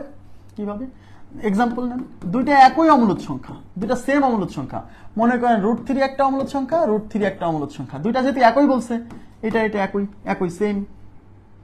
আর দুইটা একই অমূলদ সংখ্যা বিয়োগ করলে √3 মাইনাস √3, তো √3 থেকে √3 বিয়োগ করলে 0 হয়, আর 0 একটা মূলদ সংখ্যা, যা মূলদ। 0 একটা কি সংখ্যা? মূলদ সংখ্যা। তার মানে দুইটা একই অমূলদ সংখ্যা যখনই বিয়োগ করবেন, এই পাশে আর এই পাশে যেহেতু সেম জিনিস বিয়োগ করলে ফলাফল সবসময় 0 হয়, আর সবসময় যেহেতু 0 হয়, তাহলে 0 একটা মূলদ সংখ্যা, তার মানে বিয়োগফলটা সবসময় মূলদ সংখ্যা হচ্ছে। ক্লিয়ার?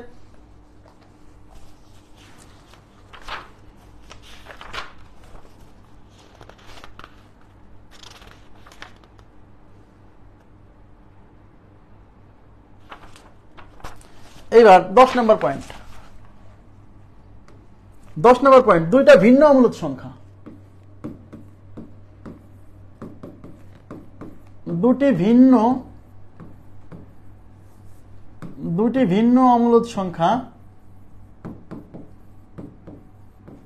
অমূলদ সংখ্যার যোগফল, কেমন হবে? আপনারা বলেন তো, দুইটা ভিন্ন অমূলদ সংখ্যার যোগফল কেমন হবে? মূলদ নাকি অমূলদ? দুইটা ভিন্ন অমূলদ সংখ্যা, দুইটা ভিন্ন, ডিফারেন্ট, কেমন হবে? মূলদ নাকি অমূলদ? আর একটা পয়েন্ট আছে, তাহলে শেষ। তারপর আমরা মূলদ অমূলদের একটু ক্লাসিফিকেশন বিষয় নিয়ে আলোচনা করব, তাহলে শেষ হয়ে যাবে।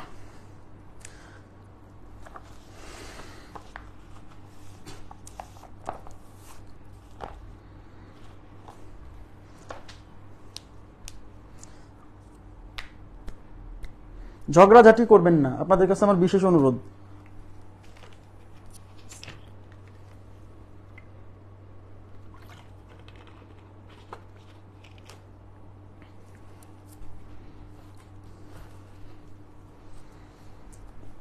দেখেন, দুইটা একই অমূলদ সংখ্যা, এক্সাম্পল,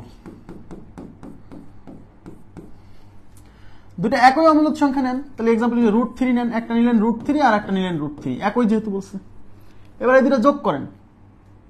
ও না, ভিন্ন বলছে, ভিন্ন বলছে, তাহলে একটা নেন √3 আর একটা নেন √2। এবার এই ভিন্ন, ভিন্ন না, ভিন্ন, এই দুটাকে যোগ করেন, তাহলে যোগফল কি হচ্ছে? √3 প্লাস √2।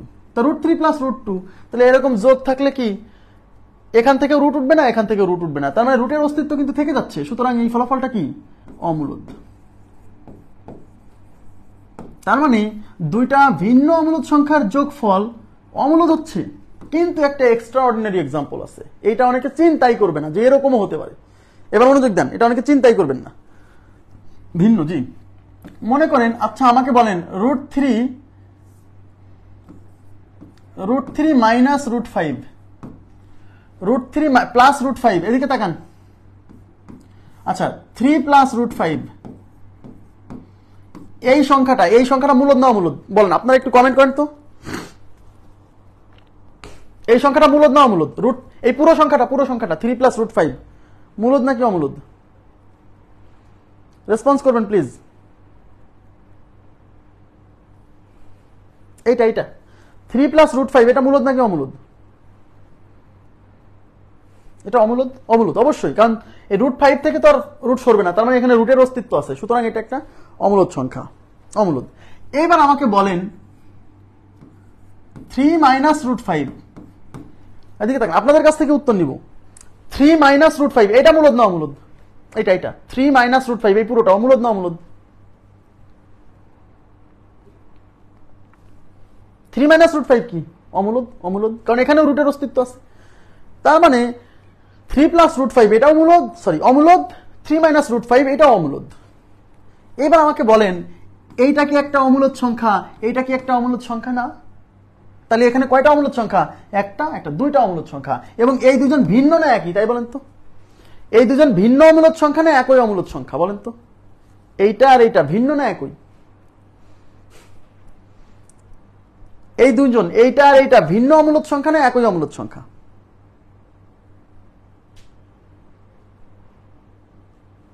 ইয়েস, ভিন্ন, কারণ এখানে প্লাস আছে, এখানে মাইনাস আছে। 3 এর সাথে এটা প্লাস করলে যা হবে, 3 এর সাথে এটা মাইনাস করলে নিশ্চয়ই তা হবে না, অন্য কিছু হবে। তার মানে এই দুইজন কিন্তু ভিন্ন অমূলদ সংখ্যা। তাহলে এই দুইটা ভিন্ন অমূলদ সংখ্যা এখন যোগ করেন তো, এই যে দুইটা ভিন্ন অমূলদ সংখ্যার যোগফল। এবার এই দুইটা ভিন্ন অমূলদ সংখ্যা যোগ করেন তো, তাহলে এই দুইটা অর্থাৎ যোগফল 3 প্লাস √5 প্লাস 3 মাইনাস √5, এই মাইনাস √5 প্লাস √5 কেটে 3 3 6 হচ্ছে, রুটের অস্তিত্ব বিলীন হয়ে যাচ্ছে, তার মানে এই দুইটা ভিন্ন অমূলদ সংখ্যা যোগ করে লাস্টে রুট থাকছে না, তার মানে ফলাফল মূলদ হচ্ছে। অসাধারণ এক্সাম্পল, এটা হচ্ছে একটা অসাধারণ এক্সাম্পল, এটা সাধারণ এক্সাম্পল, সবাই এটা ধরবে, অমূলদ, মূলদ হয়। তার মানে দুইটা ভিন্ন অমূলদ সংখ্যার যোগফল কখনো অমূলদ, কখনো মূলদ, তার মানে মূলদ অমূলদ দুইটাই হতে পারে, এটা নিয়ে তো অনেকে চিন্তাই করবে না এইভাবে যে 3 প্লাস √5 3 মাইনাস √5, হ্যাঁ, চিন্তা করবে খালি এটা, ঠিক।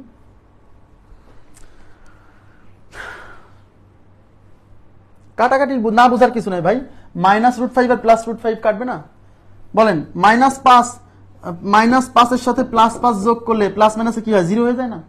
এটা জানেন না? মাইনাসে মাইনাস প্লাসে কেটে দিতে হয়, একই জিনিস। এটা আছে প্লাস √5, এটা মাইনাস √5, একই জিনিস, কাটা যায় না, মানে 0। লাইভে যদি একজনও থাকে তাও ক্লাস নিব, সমস্যা কি? লাইভে কয়জন আছে এটা তো আপনার দেখার দরকার নাই, লাইভে যদি একজনও থাকে তাও আপনার এটা দেখার দরকার নেই, ঠিক আছে? লাইভে একজন আছে না দুইজন আছে এটা আপনার চিন্তা করার দরকার নেই, আপনি আছেন কিনা সেটা দেখবেন। এই যে আজকে তো তাও 350 প্লাস আছে, 350 কাছাকাছি। 30-40টা ক্লাস দেওয়ার পরে এখানে থাকবে 100 জন, আমি জানি 100 থেকে 120, কখনো 80-90। কেন? কারণ অনেকেই তাও ধরে রাখতে পারবে না, অনেকের অনেক ব্যস্ততা আছে, রেকর্ড ক্লাস দেখবে। হ্যাঁ, সবাই লাইভ ক্লাস করে ভর্তি হয় আমি জানি, কিন্তু লাস্টে ম্যাক্সিমাম স্টুডেন্ট রেকর্ড ক্লাস দেখে, কারণ লাইভের থেকে রেকর্ড ক্লাসের সুবিধাটা বেশি পায়। কেন? ভিডিওটা পজ করে কোথাও না বুঝলে আগায় এসে এটা দেখার সুযোগ আছে, লাইভে যে জিনিসটা নাই। কিন্তু ভর্তি হওয়ার সময় মনে হয় যে আমি আজকে ভর্তি হবো, প্রতিদিন ক্লাস করবো, এই করবো এই করবো, কিন্তু আসলে এত সহজ না, এত সহজ না। 200টা ক্লাস করা এত সহজ না। যে এটা করতে পারবে সে গেইন করবে, যে করতে পারবে না সে লুজার। কথা বুঝছেন? এবার দেখেন লাস্ট 11 নম্বর পয়েন্ট, দুটি ভিন্ন অমূলদ সংখ্যার বিয়োগফল।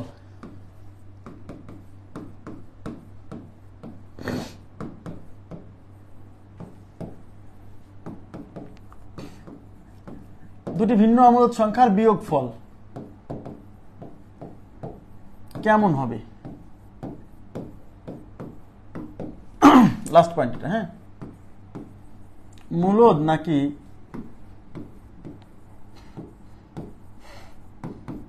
অমূলদ? দুটা ভিন্ন অমূলদ সংখ্যার বিয়োগফল।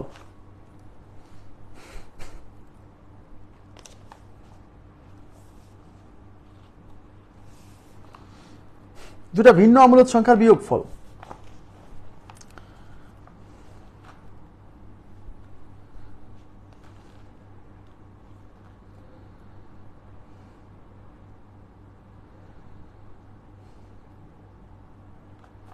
আচ্ছা, এক্সাম্পল, √3 একটা অমূলদ সংখ্যা, √2 একটা অমূলদ সংখ্যা। এই দুজন কিন্তু দুইটা ভিন্ন অমূলদ সংখ্যা। এরা দুইটা ভিন্ন অমূলদ সংখ্যা না? তাহলে এদের কি করবো? বিয়োগ করবো। তাহলে বিয়োগ করেন, তাহলে অতএব বিয়োগফল √3 - √2। তাহলে এর উপর থেকে রুট সরে না, এর উপর থেকে রুট সরে না, তার মানে এখানে কিন্তু রুটের অস্তিত্ব থেকে যাচ্ছে, তার মানে কি মূলদ, সরি অমূলদ, অমূলদ।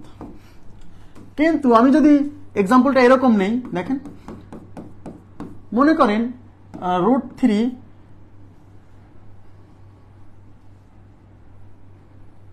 আচ্ছা 3 প্লাস √3, 3 প্লাস √3, আচ্ছা 2 প্লাস √3, এটা কিন্তু একটা অমূলদ সংখ্যা, এটা একটা অমূলদ সংখ্যা। আর এখানে হচ্ছে -2 প্লাস √3, এটা একটা অমূলদ সংখ্যা। দেখেন 2 প্লাস √3 এটা একটা অমূলদ সংখ্যা, -2 প্লাস √3 এটা একটা অমূলদ সংখ্যা।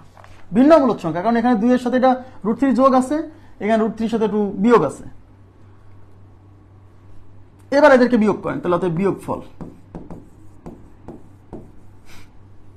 বিয়োগফল তাহলে 2 প্লাস √3 মাইনাস -2 প্লাস √3, তাহলে 2 প্লাস √3, এই মাইনাস মাইনাসে +4, মাইনাস প্লাসে -√3, এই -√3 প্লাস √3 কাটা, 4 আর 2 কত 6। তার মানে দেখেন এই দুইটা ভিন্ন অমূলদ সংখ্যাকে বিয়োগ করার পরে রুটগুলো কেটে যায়, লাস্টে আছে যে ফলাফল, সেখানে রুটের কোনো অস্তিত্ব নাই, তার মানে ফলাফল মূলদ। তার মানে দুইটা ভিন্ন অমূলদ সংখ্যার বিয়োগফলও কখনো অমূলদ কখনো মূলদ। ক্লিয়ার বিষয়টা? আশা করি এই মূলদ অমূলদ সংখ্যার গাণিতিক অপারেশনের ব্যাপারটা আপনাদের ক্লিয়ার হয়েছে। এবার আমরা দেখব হচ্ছে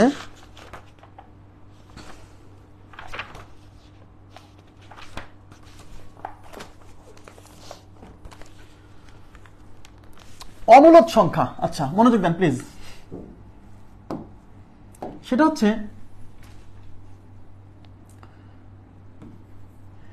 আমরা বাস্তব সংখ্যাকে 2 ভাগে ভাগ করছিলাম, মনে আছে আপনাদের?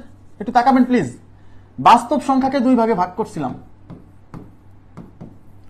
গাণিতিক অপারেশন শেষ। বাস্তব সংখ্যাকে 2 ভাগে ভাগ করছিলাম, এদিকে তাকান, এদিকে ছিল হচ্ছে মূলদ, এদিকে ছিল হচ্ছে অমূলদ। এই মূলদ সংখ্যার মধ্যে কিন্তু 2টা ভাগ ছিল, মনে আছে?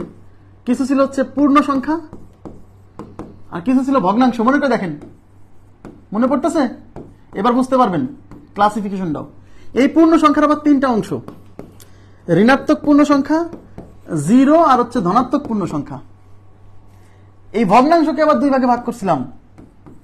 এই ভগ্নাংশ 2 প্রকার, প্রকৃত অপ্রকৃত। এই মূলদ সংখ্যা, এদিকে তাকান প্লিজ, এদিকে তাকান, এই মূলদ সংখ্যার অনেক ভাগে ভাগ করা যায়। এখান থেকে পূর্ণ সংখ্যার মধ্যে কিছু আছে মৌলিক, কিছু আছে যৌগিক, মানে এখানে আরো ভাগ আছে। ভগ্নাংশের মধ্যে মিশ্র ভগ্নাংশ, দশমিক ভগ্নাংশ, দশমিক ভগ্নাংশ আবার দুই প্রকার, সসীম দশমিক ভগ্নাংশ বা আবৃত দশমিক ভগ্নাংশ, সসীম দশমিক ভগ্নাংশ আর অসীম দশমিক ভগ্নাংশ। অসীম দশমিক ভগ্নাংশ আবার দুই প্রকার, আবৃত অনাবৃত। এটা আমি এখন দেখাবো না, এই ক্লাসিফিকেশন আমাদের আছে, সেটে পড়াবো, সমস্যা নাই। এই মূলদ সংখ্যাকে অনেক ভাগে ভাগ করা যায়, কিন্তু এই অমূলদ সংখ্যার কোনো ভাগ নাই। অমূলদ সংখ্যার কোনো ভাগ নাই কেন? কারণ অমূলদ সংখ্যা তো এক প্রকারই, দশমিকের পরে অসীম পর্যন্ত চলবে এবং কোনো মিল নাই, এর কোনো ভাগ নাই। অমূলদ সংখ্যাকে ভাগ, কোনো বইয়ে দেখবেন অমূলদ সংখ্যাকে ভাগ করে নাই, এই মূলদ অংশটাকে ভাগ করছে, খেয়াল করে দেখবেন। এখন প্রশ্ন হচ্ছে এই মূলদ অমূলদ সংখ্যার ভাগ নেই। অমূলদ সংখ্যা কয় প্রকার? এর কোনো ভাগ নাই, তারপরেও আমি ক্লাসিফিকেশন করছি শুধু মনে রাখার জন্য। এদিকে তাকাবেন এবার প্লিজ। অমূলদ সংখ্যার কোনো ক্লাসিফিকেশন নেই, তবুও আমি আমার শিক্ষার্থীদের মনে রাখার জন্য আমি অমূলদ সংখ্যাকে দুই ভাগে ভাগ করছি। অমূলদ সংখ্যাকে আমি দুই ভাগে ভাগ করছি, একটা হচ্ছে বাই বর্ন জন্মসূত্রে, আর একটা হচ্ছে victim of situation. Victim of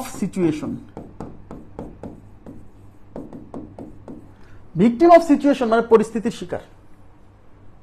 ওকে, তার মানে অমূলদ সংখ্যা যে এটা কিন্তু আমি করছি ভাগ, এটা কিন্তু কোনো বই পুস্তকে নাই, বই পুস্তকের ভাষাও না, কাউকে এটা বলাও যাবে না। যদি কেউ জিজ্ঞাসা করে অমূলদ সংখ্যা দুই প্রকার, এটা যদি বলেন তাহলে কিন্তু মান সম্মান থাকবে না। অমূলদ সংখ্যার কোনো ভাগ নাই, মূলদ সংখ্যাকে ভাগ করা যায় বাই বর্ন। এই বাই বর্ন কে? পাই, তারপর হচ্ছে ই, এই যে দুইটা জন্মসূত্রে পাই এবং ই। আর ভিকটিম অফ সিচুয়েশন পরিস্থিতির শিকার। পরিস্থিতির শিকার মানে কি? মানে একটা সংখ্যা অমূলদ ছিল না, বাট পরিস্থিতির শিকার হয়ে সেটা অমূলদ হয়ে গেছে। যেমন 5, এক্সাম্পল দেখেন 5, এই 5 কিন্তু পূর্ণ সংখ্যা, এ কিন্তু মূলদ, অমূলদ ছিল না, কিন্তু এর উপর এসে রুট ভর করবে, এর উপর থেকে এসে রুট ভর করবে, তখন এই 5 হয়ে যাবে ভিকটিম অফ সিচুয়েশন, পরিস্থিতির শিকার। মানে কি? মানে আগে অমূলদ ছিল না, এর উপর রুট ভর করার কারণে এটা কি হয়ে গেছে? অমূলদ হয়ে গেছে, মানে পরিস্থিতির শিকার হয়ে গেছে। আমার কথা কি বুঝতে পারছেন?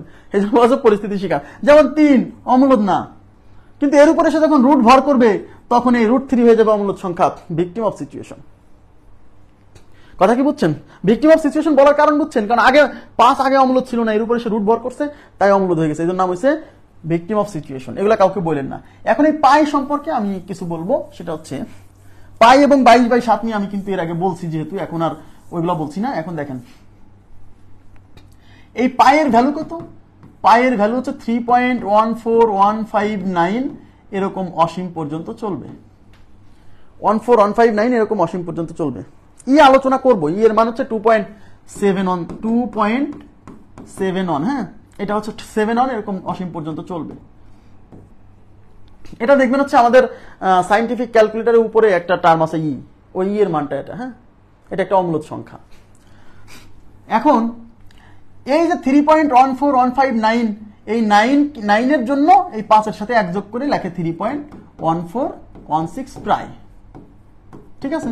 আচ্ছা, এখন এই যে পাই দিবস আছে, জানেন পাই দিবস আছে, এই পাই দিবস থেকে পরীক্ষায় প্রশ্ন আসছে। পাই দিবস হচ্ছে 14 মার্চ। পাই দিবস হচ্ছে 14 মার্চ। দেখেন কিভাবে এই পাই দিবসটা নেওয়া হয়েছে পাইয়ের এই মানের এইটুক থেকে, এই যে এইটুক থেকে 3.14 থেকে। এই 3 হচ্ছে মাস বোঝাচ্ছে। 3 মাস বলতে কোন মাস বোঝায়? জানুয়ারি, ফেব্রুয়ারি, মার্চ, এই হলো মার্চ। আর এই 14 হলো তারিখ বোঝাচ্ছে, এই যে 14 মার্চ। তাহলে এই পাই দিবসটা কিন্তু মুখস্থ করা লাগবে না, যার এই ডাটাটা মনে আছে। অন্তত একটা দিবস মুখস্থ করা থেকে আপনাকে বাঁচাই দিলাম। হ্যাঁ, এসবেরও দিবস আছে, জি।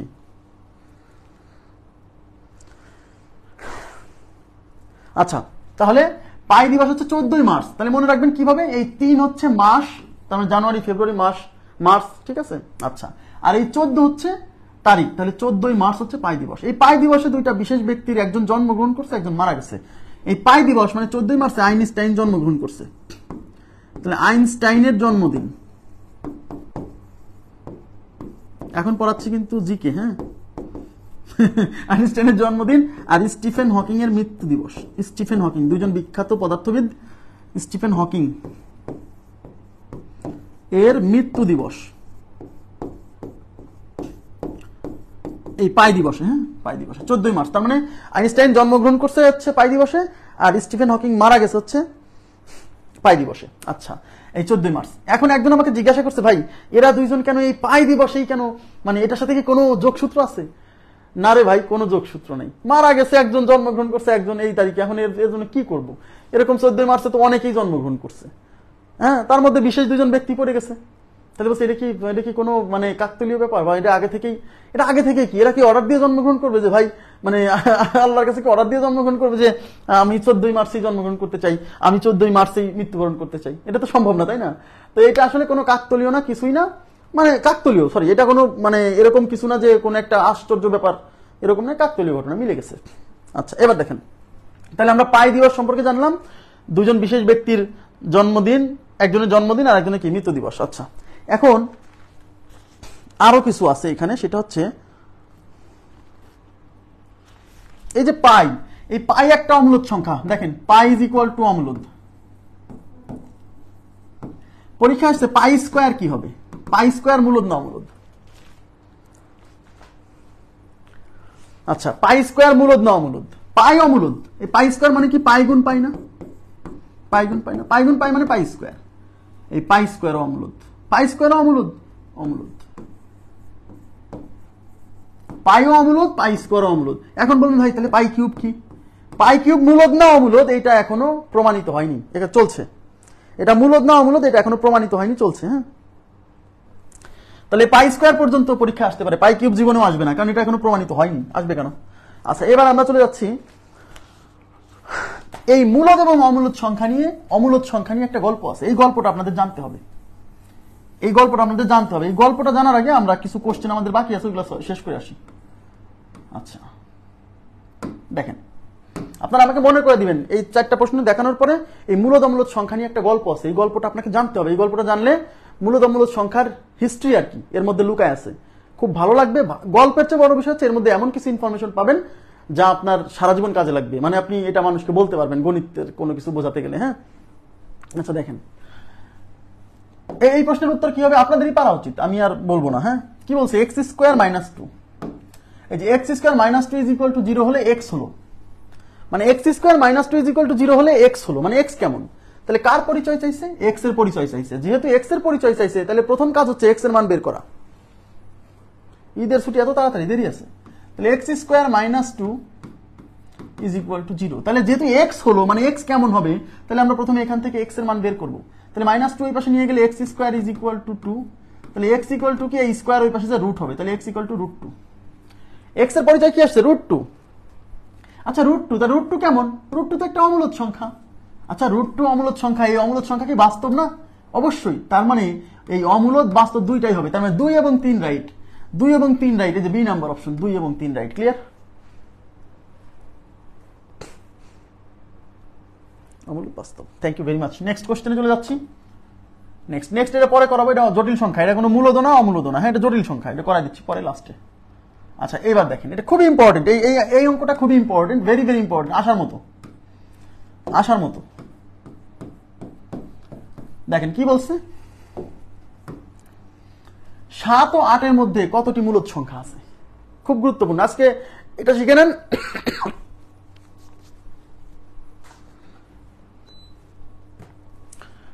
বলছে 7 ও 8 এর মধ্যে কতটি মূলদ সংখ্যা আছে। তাহলে 7 ও 8 এর মধ্যে, এই যে এদিকে তাকান, 7 আর 8 এর মধ্যে, মানে এর এই মাঝখানে কতটা মূলদ সংখ্যা আছে? দেখেন, এখানে অনেকের চিন্তা আছে যে 7 এর পরে 7.1, 7.2, 7.3, 7.4, এরকম 7.9 পর্যন্ত, মোট 10টা। অনেকে চিন্তা করে এরকম 10টা।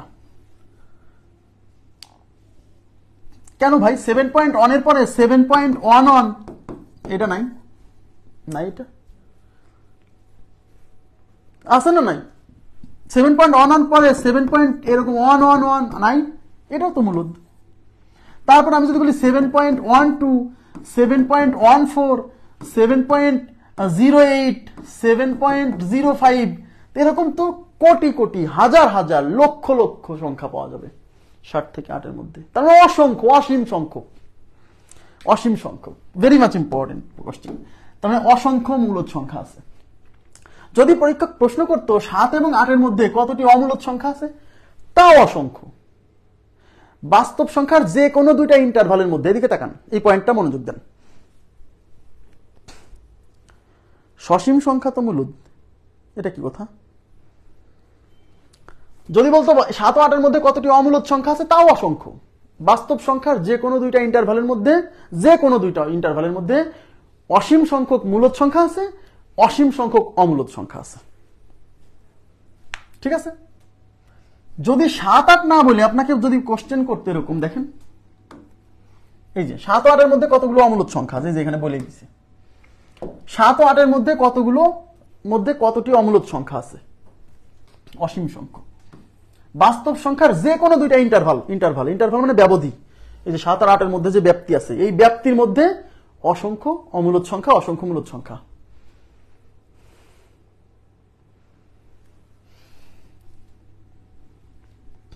যদি বলে 7.1 আর 7.2 এর মধ্যে কয়টা বলেন তো, আমাকে বলেন তো 7.1 আর 7.2 এর মধ্যে কয়টা অমূলদ সংখ্যা আছে বা কয়টা মূলদ সংখ্যা আছে?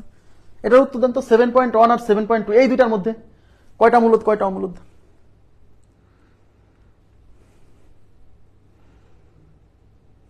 সেভেন পয়েন্ট ওয়ান আর 7.2 এর মধ্যে কয়টা অমূলদ, কয়টা অমূলদ? এর মধ্যে অসংখ্য, অসীম সংখ্যক। বলছে কিভাবে ভাই? কারণ 7.1 এর পরেই আছে 7.12, 7.132, এরকম তো আপনি হাজার হাজার কোটি কোটি বানাতে পারবেন। 7.1105, 7.1005, তার মানে কোটি কোটি বানাতে পারবেন। তাহলে যে কোনো দুইটা ইন্টারভাল, বাস্তব সংখ্যার যে কোনো দুইটা ব্যাপ্তির মধ্যে অসংখ্য মূলদ সংখ্যা, অসংখ্য অমূলদ সংখ্যা। ক্লিয়ার? এখানে 7 আর 8 না, যে কোনো দুইটা দশমিক, যদি বলে যে 0.1 আর 0.2 এর মধ্যে কয়টা, তাও অসীম সংখ্যক, তাও অসীম সংখ্যক। ওকে, মনে থাকবে। নেক্সট, এই দেখেন, এই যে এখানে আমি প্রশ্নে বলছি যে 1.5 ও 1.6 এর মধ্যে, 1.5 ও 1.6 এর মধ্যে কতটি অমূলদ সংখ্যা আছে? অসংখ্য। যে কোনো দুইটা ইন্টারভালের মধ্যে অসংখ্য অমূলদ সংখ্যা, অসংখ্য মূলদ সংখ্যা। যে কোনো দুইটা ইন্টারভালের মধ্যে অসংখ্য মূলদ, অসংখ্য অমূলদ। ক্লিয়ার? আচ্ছা, শেষ হলো।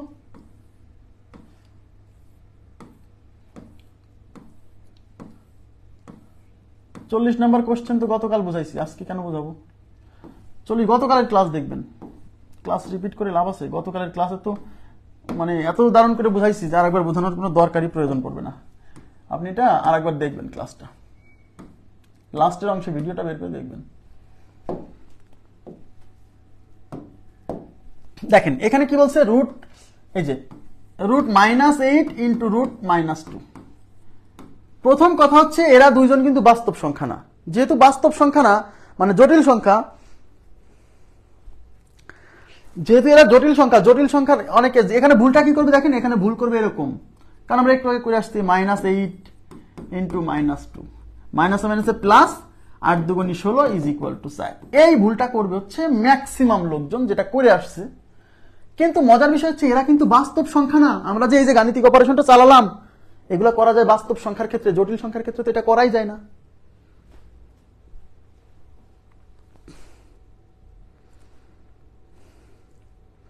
ভাই বই তো আমি তো চেষ্টা করতেছি, আমাকে তো এখন মানে মারে ফেললেও তো হবে না, কারণ আমি তো আমার জায়গা থেকে আমার কি চিন্তা নাই, আমি যদি তাড়াতাড়ি দিতে পারি তাহলে তো আমারই ভালো। আমি কি খুব কম মানে প্রেসারে আছি? আমি তো চেষ্টা করতেছি ভাই। আপনাদেরকে যে শীটটা দিছি না, প্রথমে যে শীটটা দিছি, ওই শীটটাই বইয়ের অংশ, ওই শীটটাই বইয়ের অংশ, এই যে যেগুলো থেকে সলভ করাচ্ছি। এমন তো না যে বইয়ের অংশ ছাড়া আপনাকে পড়াচ্ছি, বিষয়টা এরকম না। আপনাকে যে শীটটা প্রথমে দিছি, ওই শীটটা কিন্তু বইয়েরই অংশ, এই যেগুলো বইয়েরই অংশ, এইগুলাই থাকবে বইয়ে। আপনাকে প্র্যাকটিস করার জন্য দিচ্ছি, আমার ক্লাস করবেন আর প্র্যাকটিস করবেন। বইটা দিয়ে দিতে পারলে আমারই ভালো, তাই না? শীট দেওয়ার ঝামেলা মিটে গেল।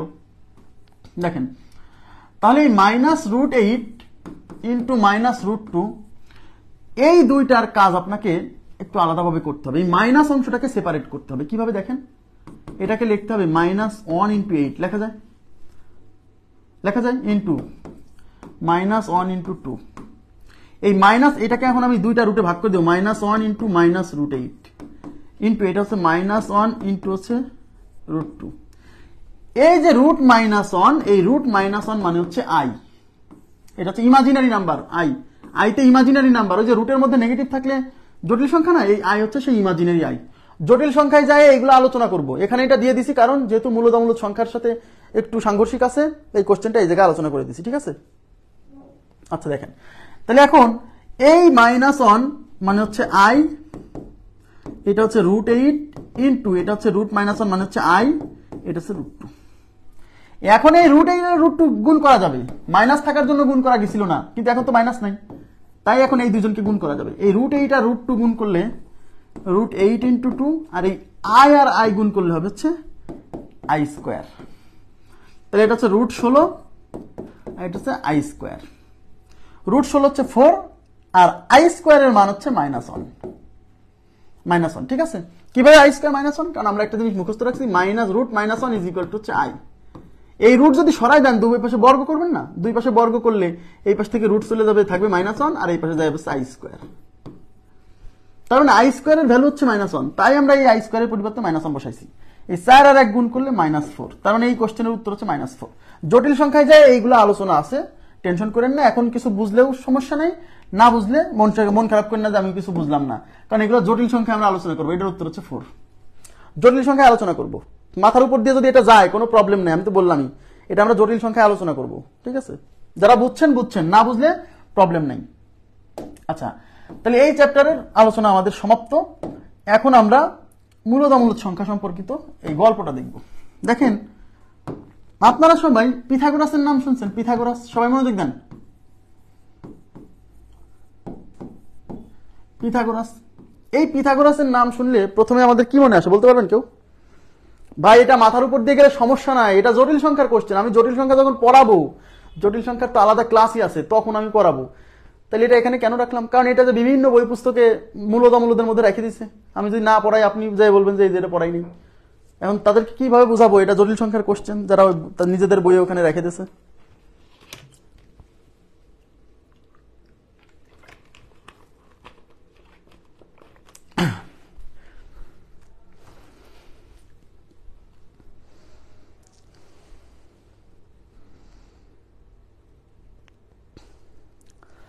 আচ্ছা, পিথাগোরাসের নাম শুনলে প্রথমে আসে 23 নম্বর উপপাদ্য। কয় নাম্বার? 23 নম্বর উপপাদ্য। মনে আছে 23 নম্বর উপপাদ্য ছিল সমকোণী ত্রিভুজ সম্পর্কিত। সমকোণী ত্রিভুজের অতিভুজের উপর অঙ্কিত বর্গক্ষেত্রের ক্ষেত্রফল ইজ ইকুয়াল টু কি হবে? লম্বের উপর অঙ্কিত বর্গক্ষেত্রের ক্ষেত্রফল এবং ভূমির উপর অঙ্কিত বর্গক্ষেত্রের ক্ষেত্রফলের সমষ্টির সমান। এটা হলো পিথাগোরাসের উপপাদ্য। হ্যাঁ, এই উপপাদ্যটা আমাদের প্রথম চলে আসে 26 to 29, কয়েকটা কোশ্চেন বাকি।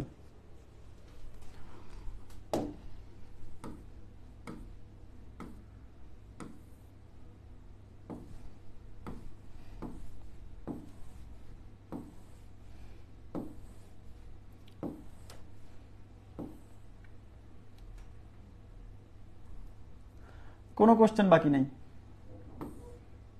কোনো কোশ্চেন বাকি নাই। এই যে খালি একটা বাকি বললেন আপনি। দেখেন, তো এই পিথাগোরাস আমাদের একটা উপপাদ্য দিছিল, সেই উপপাদ্যটা খুবই গুরুত্বপূর্ণ ছিল, সেটা আমি বলে দিছি। সেই পিথাগোরাসের উপপাদ্যটা হচ্ছে সমকোণী ত্রিভুজ সম্পর্কিত। একটু বলে নিই, পিথাগোরাসের উপপাদ্যটা কি সম্পর্কিত? সমকোণী ত্রিভুজ সম্পর্কিত। একটু মনোযোগ দেন। আপনারা সবাই পড়ছেন সমকোণী ত্রিভুজের এই যে এই বড় বাহু, এটা হচ্ছে অতিভুজ, অতিভুজকে সি দ্বারা প্রকাশ করে। এটা হচ্ছে লম্ব, এটা হচ্ছে ভূমি। তাহলে এই পিথাগোরাসের উপপাদ্য ছিল সেই অতিভুজ স্কয়ার মানে সি স্কয়ার, এই যে এই অতিভুজ স্কয়ার ইকুয়াল টু লম্ব স্কয়ার প্লাস ভূমি স্কয়ার মানে এই স্কয়ার প্লাস বি স্কয়ার। এটা হলো পিথাগোরাসের উপপাদ্যের শেষ লাইন। এই যেটা C square is equal to A square plus B square, এটা হচ্ছে পিথাগোরাসের উপপাদ্যের শেষ লাইন। হ্যাঁ, তো পিথাগোরাস এই উপপাদ্যটা আমাদেরকে দিছে সমকোণী ত্রিভুজ সম্পর্কিত। আবার বলছি, তো পিথাগোরাস এই উপপাদ্য বিখ্যাত। পিথাগোরাস আরেকটা জিনিস মনে করতো, এদিকে তাকান, এবার গল্পটা বোঝার চেষ্টা করেন, এটা এখান থেকে ফিল করার চেষ্টা করেন, কিছু জিনিস লাগবে। পিথাগোরাস আরো মনে করতো যে কোনো সংখ্যাকেই দুইটা সংখ্যার অনুপাতে প্রকাশ করা যায়। মানে পিথাগোরাসের কাছে যদি কেউ এসে বলতো যে স্যার এই সংখ্যাটাকে দুইটা পূর্ণ সংখ্যার অনুপাতে প্রকাশ করেন, তো পিথাগোরাস সাথে সাথেই বলে দিত যে এটার অনুপাত হচ্ছে এত। যেমন পিথাগোরাসকে যায় যদি বলে স্যার 1.5 কে দুইটা পূর্ণ সংখ্যার অনুপাত বলেন, তো বলবে এইটা হলো 3/2। পিথাগোরাসকে যে সংখ্যাই দেন সে এরকম দুইটা পূর্ণ সংখ্যার অনুপাতে প্রকাশ করবে। আর দুইটা পূর্ণ সংখ্যার অনুপাতে প্রকাশ করা মানে কি p/q আকারে প্রকাশ করা মানে কি মূলদ সংখ্যা না? হ্যাঁ, তাহলে পিথাগোরাস কি মনে করতো? পিথাগোরাসের এই উপপাদ্যটা জানতো পিথাগোরাস, মানুষও জানতো তখন, মানে সে জানাই দিছে। আর সে মনে করতো, পিথাগোরাস মনে করতো যে সকল সংখ্যাকেই এরকম দুইটা পূর্ণ সংখ্যার অনুপাতে প্রকাশ করা যায়। তখন পর্যন্ত তার নাম মূলদ অমূলদ কিছু হয়নি, কিন্তু সে মনে করত। এখন পিথাগোরাসের এক শিষ্য ছিল, তার নাম হচ্ছে হিপ্পাসাস। হিপ্পাসাস, এই হিপ্পাসাস একদিন এসে বলে, কি হয়েছে? আমার নেট সমস্যা, তাই কি আসলে?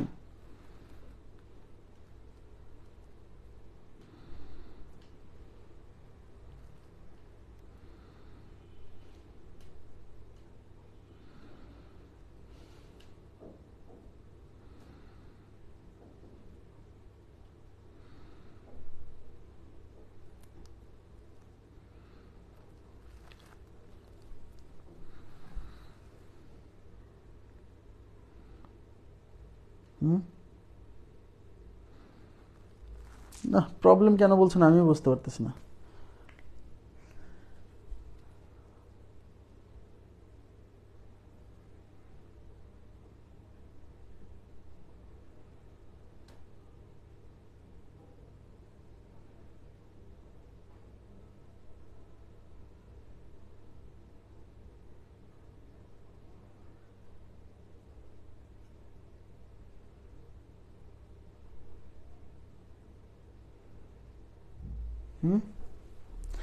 দাঁড়ায় গেছে।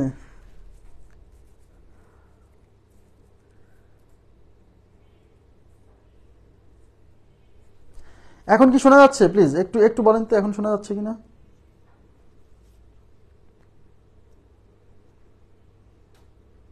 এখন কি ঠিক আছে? এখন কি ঠিক আছে? এখন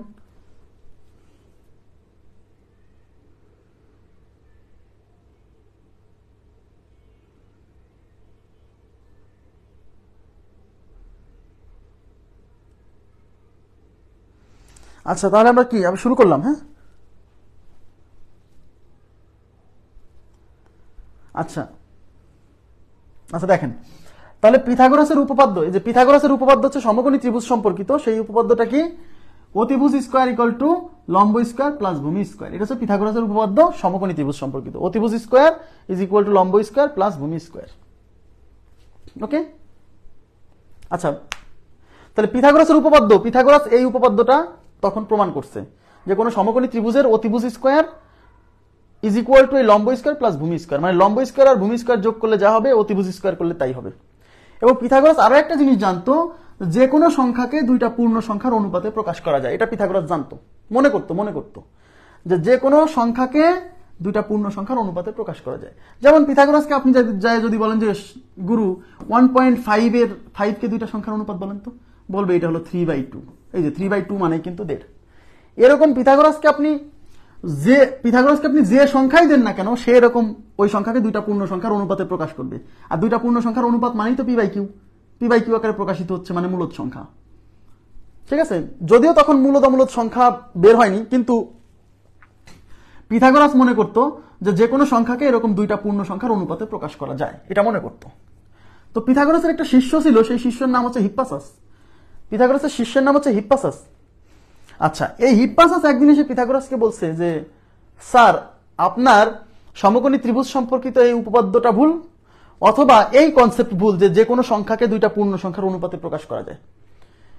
একসাথে এই দুইটা জিনিস, প্রথম থেকেই বলতেছি, একসাথে এই দুইটা জিনিস কখনো রাইট হতে পারে না। বলছে যে হয় সমকোণী ত্রিভুজ সম্পর্কিত এই উপপাদ্যটা ভুল, না হলে এই যে কোনো সংখ্যাকে দুইটা পূর্ণ সংখ্যার অনুপাতে প্রকাশ করা যায় এই কনসেপ্টটা ভুল। তো পিথাগোরাস এটা খুব মাইন্ড করছে যে আরে আমি সারা জীবন ধরে একটা উপপাদ্য বের করছি, আর তুই এখন এসে বলিস এটা ভুল, তাহলে প্রমাণ করতে হবে। তো পিথাগোরাস বলছে কিভাবে ভুল তুমি বলো তো। এখন পিথাগোরাসকে হিপ্পাসাস বলছে যে স্যার, ভুল হচ্ছে এইভাবে, ধরেন আপনি একটা সমকোণী ত্রিভুজ আঁকাচ্ছেন, ধরে নেন যে এই সমকোণী ত্রিভুজের লম্ব 1 মিটার, ভূমি 1 মিটার। বলছে যে তাহলে এই লম্ব 1 মিটার, ভূমি 1 মিটার এরকম সমকোণী ত্রিভুজ কি অস্তিত্ব আছে? অস্তিত্ব আছে? তো মানে হিপ্পাসাস বলতেছে যে স্যার, ধরেন একটা সমকোণী ত্রিভুজ যার লম্ব 1 মিটার, ভূমি 1 মিটার এরকম সমকোণী ত্রিভুজের অস্তিত্ব আছে? হিপ্পাসাস বলতেছে পিথাগোরাসকে। পিথাগোরাস বলছে হ্যাঁ আছে। বলছে তাহলে স্যার এই আপনার এই সূত্রের সাহায্যে বা এই উপপাদ্যের সাহায্যে এই সমকোণী ত্রিভুজের এই অতিভুজের মানটা বের করেন, মানে এই সি মানটা বের করেন। আপনার এই উপপাদ্য যদি রাইট হয় তাহলে এই উপপাদ্যের সাহায্যে এই সমকোণী ত্রিভুজের অতিভুজের মান বের করেন। বলছে আচ্ছা ঠিক আছে, তাহলে অতিভুজ স্কোয়ার ইজ ইকুয়াল টু লম্ব হচ্ছে 1 স্কোয়ার, ভূমি হচ্ছে 1 স্কোয়ার, তাহলে C square is equal to 1 square মানে 1, 1 স্কোয়ার মানে 1, তাহলে C square is equal to হচ্ছে 2, তাহলে সি ইকুয়াল টু কত √2, এই স্কোয়ারটা ওই পাশে রুট হবে, এটা তো বোঝেন। তাহলে সি ইজ ইকুয়াল টু √2 বলছে যে স্যার আপনার এই উপপাদ্যের সাহায্যে এই সমকোণী ত্রিভুজের এই অতিভুজের মান হচ্ছে √2, তার মানে এই সমকোণী ত্রিভুজের এই অতিভুজের বাহুর দৈর্ঘ্য √2, এটা তো শিওর। বলছে হ্যাঁ। বলছে এবার আপনি এই √2কে এখন আপনি দুইটা পূর্ণ সংখ্যার অনুপাতে প্রকাশ করে দেখাবেন। যদি আপনি এই √2কে দুইটা পূর্ণ সংখ্যার অনুপাতে প্রকাশ করে দেখাতে পারেন তাহলে এইটাও রাইট, এটাও রাইট। আর যদি √2কে দুইটা পূর্ণ সংখ্যার অনুপাতে প্রকাশ করে দেখাতে না পারেন তাহলে এইটা রাইট হলে এইটা মানে এই যে দুইটা পূর্ণ সংখ্যার অনুপাতে যে প্রকাশ করা যায় এই কনসেপ্ট ভুল। এটা হিপ্পাসাস বলছে পিথাগোরাসকে। এবার পিথাগোরাস কি করতেছে, এই √2কে দুইটা পূর্ণ সংখ্যার অনুপাতে প্রকাশ করার চেষ্টা করতেছে, কিন্তু পারতেছে না। √2কে দুইটা পূর্ণ সংখ্যার অনুপাতে প্রকাশ করার চেষ্টা করতেছে পিথাগোরাস, কিন্তু পারতেছে না কেন? কারণ √2কে তো দুইটা পূর্ণ সংখ্যার অনুপাতে প্রকাশ করা যায় না। তো পিথাগোরাস অনেক চেষ্টা করছে কিন্তু করতে পারে নাই।